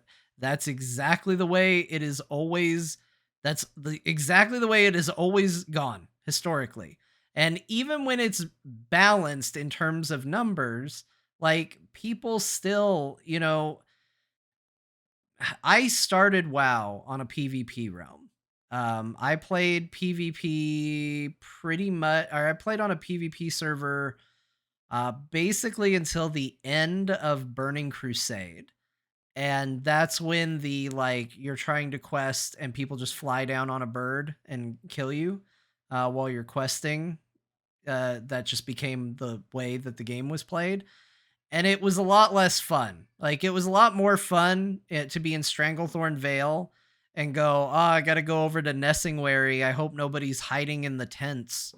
And then you go over there and there's a bunch of people hiding in the tents and they all jump you. Like that's a mechanic that you can kind of play around. When you're just out questing and then everybody descends on you on birds and kills you, that's different. But even then, like the people who participated in PvP on the servers, it was always an arms race of who can get more people to deal with the other side. And the reason that like the battle for Terran Mill, like that was such an iconic PvP place in World of Warcraft that they actually made it a PvP map temporarily. I don't know if it's in the game anymore, but they added it as a mode you could play. Because that was like kind of a bottleneck where Alliance and Horde were in the same area questing, and it was really cool because it just showed the escalation. An Alliance player would be out doing their questing, two Horde players would jump him. Well, he'd tell his guild, so they'd send two people, and now it's 3v2. And then the Horde person would tell their friends, and it was easy to get from both an Alliance perspective and a Horde perspective. You could rally reinforcements very quickly, and before you know it, you've got 20 people on each side, all facing off, all just like killing each other. And that was the most fun that PvP ever was when it just got bombastically big and crazy.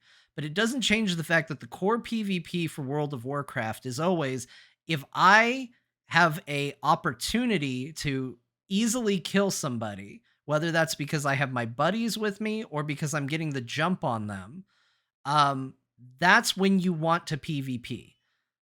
There very rarely are people like, now, I want this to be an honorable fight. So that mage that's currently fighting a tiger, I'm going to sit back and watch and let them drink up. And then I'm going to go out. I'm going to bow to them. I'm going to salute. And then our battle shall begin. Nobody PvPs like that. So it's weird to think that the game is ever going to reflect that. It is always a case of, I have two buddies with me. I'm going to go jump that guy that's running around by himself. Do we need to do any adjustments to the World PvP event? And for the record, I think that is just fine. One of my favorite PvP experiences ever is actually from Battle for Azeroth. I did a ton of PvP in Battle for Azeroth because, again, War Mode is great because War Mode is a universal opt-in. It is a announcement to everybody around you that you want to fight, which puts everybody on a far more even playing field. Because instead of it being like, I got 3 of my guys and you've got 1 of yours, I'm going to go jump you. Everybody has contractually signed in that it's open season. And one of my favorite things to do was I would turn on War Mode and I would go sit on a road in like a Horde zone, but where the Alliance had an outpost, and it was a very hidden outpost. And I would sit on the road and make myself appear as AFK. And Kyle Ferguson, he was in here earlier. Kristen, his wife. Ben, I think. I'm trying to remember who all was with us. A couple other people would go and hide in the bushes. And I would just sit there AFK. And Alliance players would come out. they'd see a war mode flagged rogue just sitting in the middle of the road AFK. They couldn't resist it. They would dive in, and then all my friends would jump down on top of them. Insanely fun, but also goes exactly to my point of we wanted to do it because we knew we were going to win, because it was hysterical for us. So I think that is good for the game. That's fun for the game, but it's not something you're ever going to be able to properly balance. That might, help that balance and keep that balance and making it fun, right? Like, because we want it to be fun. So yeah, we're kind of like keeping an eye on the server population, plus also the new events and all of those kind of things, and keeping the faction balance on mind. I look forward to watching those streams on that World PvP event. Yeah. That's Yeah, it's gonna gonna be fun. And that's like what's so much fun about Classic is that it's like I think of PvP in Classic as being like World PvP and those like epic battles with a bunch of people out there in the world. So it's gonna be really fun. Very excited. Our next question comes from Arithma from the Guild After Dark. Are there any plans to buff and or tune both instance and open world content to make up for the large number of buffs coming to every class? Yes, absolutely. We want the world of Classic to feel both exciting and challenging to players, and especially as we're adding new content to the open world, really encouraging people to go into all the nooks and crannies of different zones looking for these new runes. Players are going to get a decent amount of power from those runes, and so we want to not one-to-one counterbalance the difficulty of outdoor content. We want players to feel an increase in power, but we within reason. So where it's appropriate, we have the power to adjust the HP and the damage of creatures in the outdoor world. Now, as for tuning of our raids, we also want our raids to be challenging. We also want them to be approachable, but especially for rewards, we want to make really cool items and rewards for people to be excited about and go after in these dungeons. And so we want the challenge of the bosses to reflect the power of the rewards that we're handing out. Our next question comes from RoarG90 on the WoW Classic subreddit. Is there a possibility we can see two-handed enhancement shaman viable as DPS? The modifications necessary to make both, there's a lot of modifications necessary to make both two-handed enhancement shamans and dual-wield enhancement shamans viable. For Season of Discovery in particular, we've focused more on modeling after the Burning Crusade version of enhancement shaman.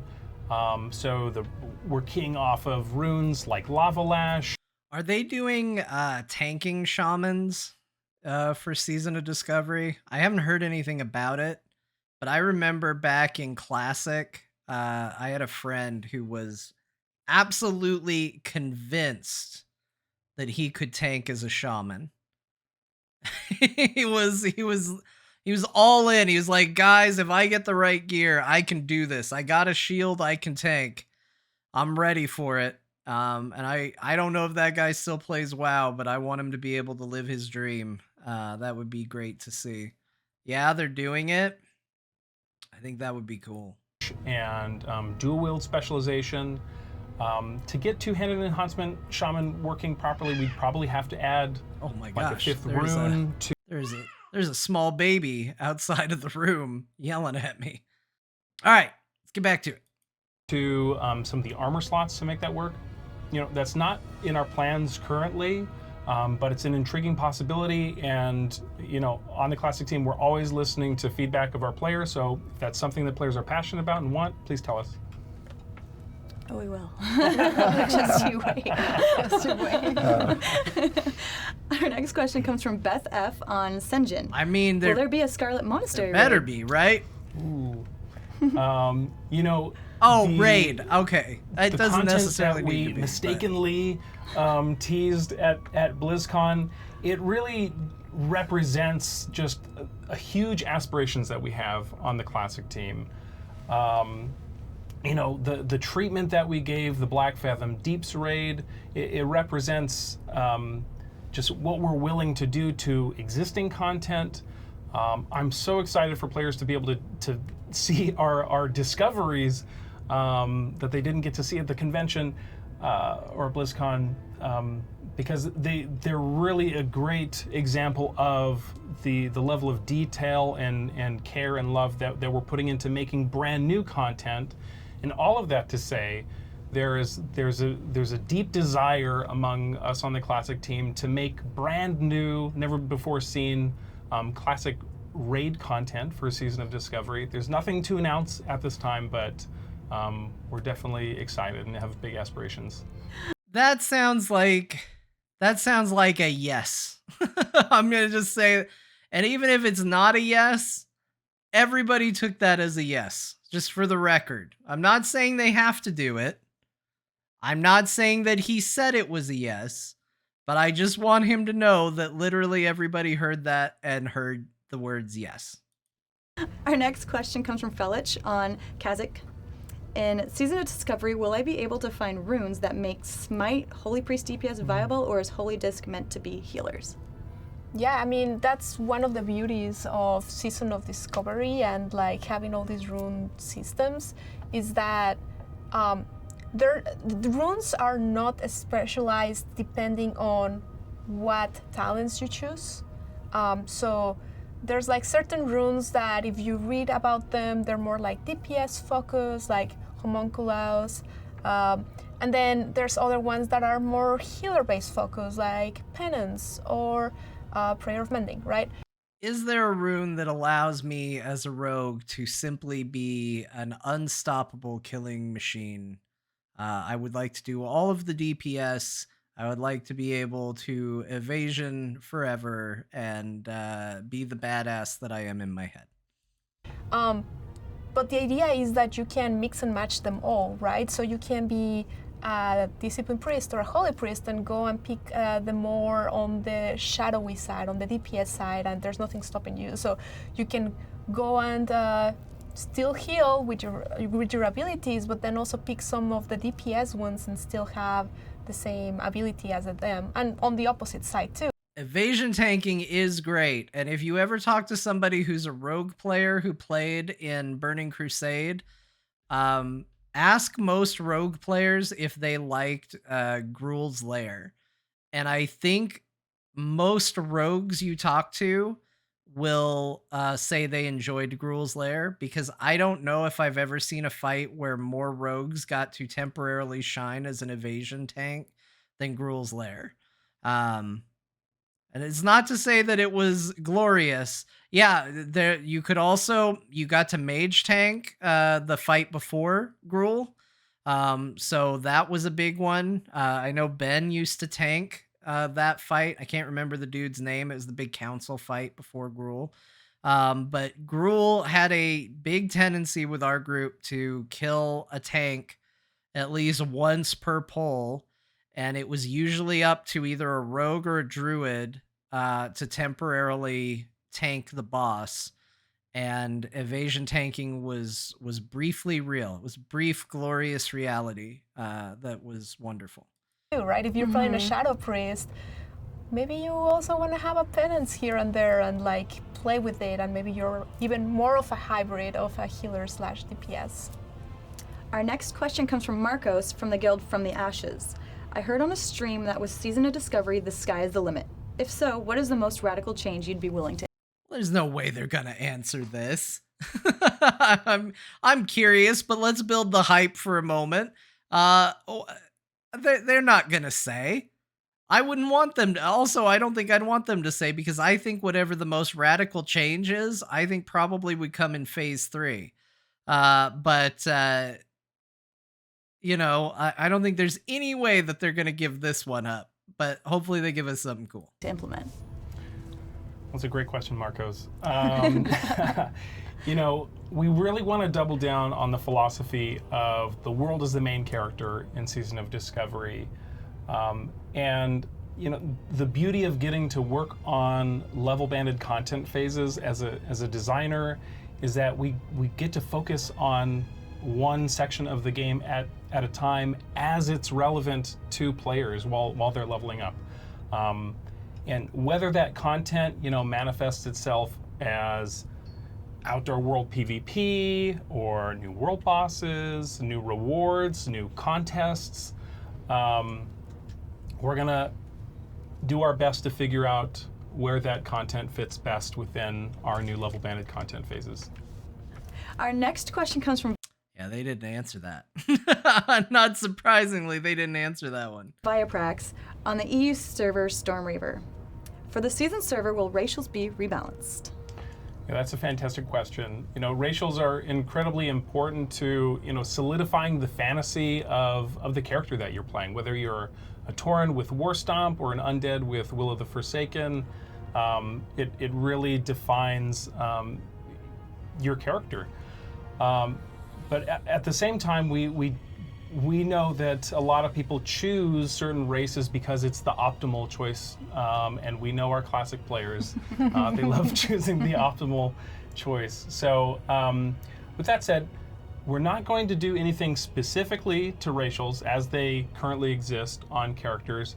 However, some of the things that players I will always get blamed for picking undead because the racials are good, but the truth is I just like playing as the undead.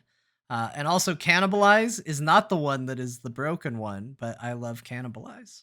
Cannibalize is a fantastic ability. rely on racials to do certain stat bonuses like weapon skill that orcs and humans get with axes and swords and maces. We aim to assist with where people have access to those stats through the rewards in our level up raids and discoveries that people find while leveling. So people won't feel forced to, get the Edge Master's handguards in order to be viable if you chose the race that you want to play because you like their racial abilities or you just like how they look. Another topic on the point of racial abilities is priests. Priests have a wide variety of unique racial abilities specific to their race and class. And one of the things that we haven't really gotten into details about in Season of Discovery are the rune acquisitions themselves and how some classes have some very unique ceremony associated with learning their runes, and priests are one of those. They'll be encouraged to go into the world and learn about the religions and the faiths of the different races of Azeroth. And so this is not planned for the level 25 phase, but in future phases we're open to exploring priests perhaps getting access to the priest racials of other races in the journey of that religious exploration that they have to do. All right, we have one last question, and this is from Tyranny533 on the Classic WoW subreddit. Will Season of Discovery end with server wipes like Season of Mastery, or will servers stay open for future content once the level 60 phase is out? Okay, I'm going to just say this. This question feels like are you going to eventually actually Classic Plus us? What are you doing? Are we going to do more? Is there going to be more? I don't know if we're going to get a clear answer to this one. We'll see. Yeah, that's a very good question. We're really excited to have the level content phasing that we're planning for Season of Discovery. So we're really hoping to get an idea of how players are interacting with the content through this. I mean, right now it is a season, right? So it is set up to be temporary. We always guarantee you that you're gonna be able to keep the characters that you create one way or another. How that's gonna look, it's not solidified yet. We're still talking, and we're gonna be seeing, as I mentioned, monitoring. Well, because that's the thing, is if you keep them, but they've added a bunch of new stuff to the game, what does that look like going forward? Like, that's the part that I would have a hard time imagining if they are going to, in theory, end the season and wipe the character, but you get to quote unquote keep the character. What does that look like if you've got a bunch of gear that isn't in the game? through all these phases, seeing how people are engaging, see what people love the most. So then we can find these characters a place, right? So keeping an eye on it. We don't have final plans on it, but we guarantee you that your character is going to be able to go one way or another. And of course, if there's like something that everybody just loves so much and they don't want to see gone, we're definitely going to talk about different options on how we can allow players to keep having the fun that they're having. Yeah. That wraps up our Q&A session. Thank you guys so much for hanging out, and we'll see you guys next time. Thank you, everyone. Here, we'll pause it right here while everybody's waving. It's a big friendly place to pause it. That got good. It started a little rough, started a little uninteresting to me, but that's really interesting, and a very interesting question at the end, because they didn't answer it for sure, because it sounds like they're not sure. It sounds like they're actually maybe not even sure how much of a win they think this season is going to be. I think this season is going to do exceptionally well for them. It would not surprise me if this season of Discovery thing, like, classic hardcore is always going to be fun to watch. But I think Season of Discovery is going to be the most fun thing to play coming out of Classic for a long time. And I think it's going to be big. I think it's going to do incredibly well for them. And I definitely think that, like, when you have a bunch of people at the end of Season of Discovery, it's really hard to tell those people, hey, I know you really enjoyed being a healing mage. We're not going to make you delete your mage. You're going to get to keep your mage, but no more healing for you. So whether that's they keep the server up and locked on this season, or I don't know, man. I don't know. Like, I feel like it could go a couple ways, right? Like, to me, the cruddy way would be you turn around and you say, all right, you lose all the stuff that's Season of Discovery exclusive, but we're going to give you a comparable character based on, what you've cleared and what you've done on the classic server. Like, that doesn't seem good. We're going to keep the server open forever, and you're going to just get to keep this character. That seems okay. And then the other alternatives feel like we're going to do Burning Crusade Season of Discovery. Like, that could be an interesting way to go. Or maybe we're going to do full-on Classic Plus, and we're going to roll this into an expansion to that season. That would certainly be cool. I have no idea what it's going to turn into, but I'm very excited for Season of Discovery for sure. I thought both Q&As were very good. Obviously, I was not particularly into Classic Cataclysm for, I think, sensible reasons. But, if you disagree, you can absolutely get in the comments and let me know. But everything else I thought sounded pretty darn good to me. So I really enjoyed this. This has actually been a long stream. We turned this 1 hour Q&A into 2 hours or so of streaming. So, actually 3 hours. My bad. So thank you everybody for really extending this. I'm going to go visit my son because he is upset that I did not want to see him a couple minutes ago. So I'm going to go do that. You all have a fantastic night, and I'll catch you all later. Bye, everybody.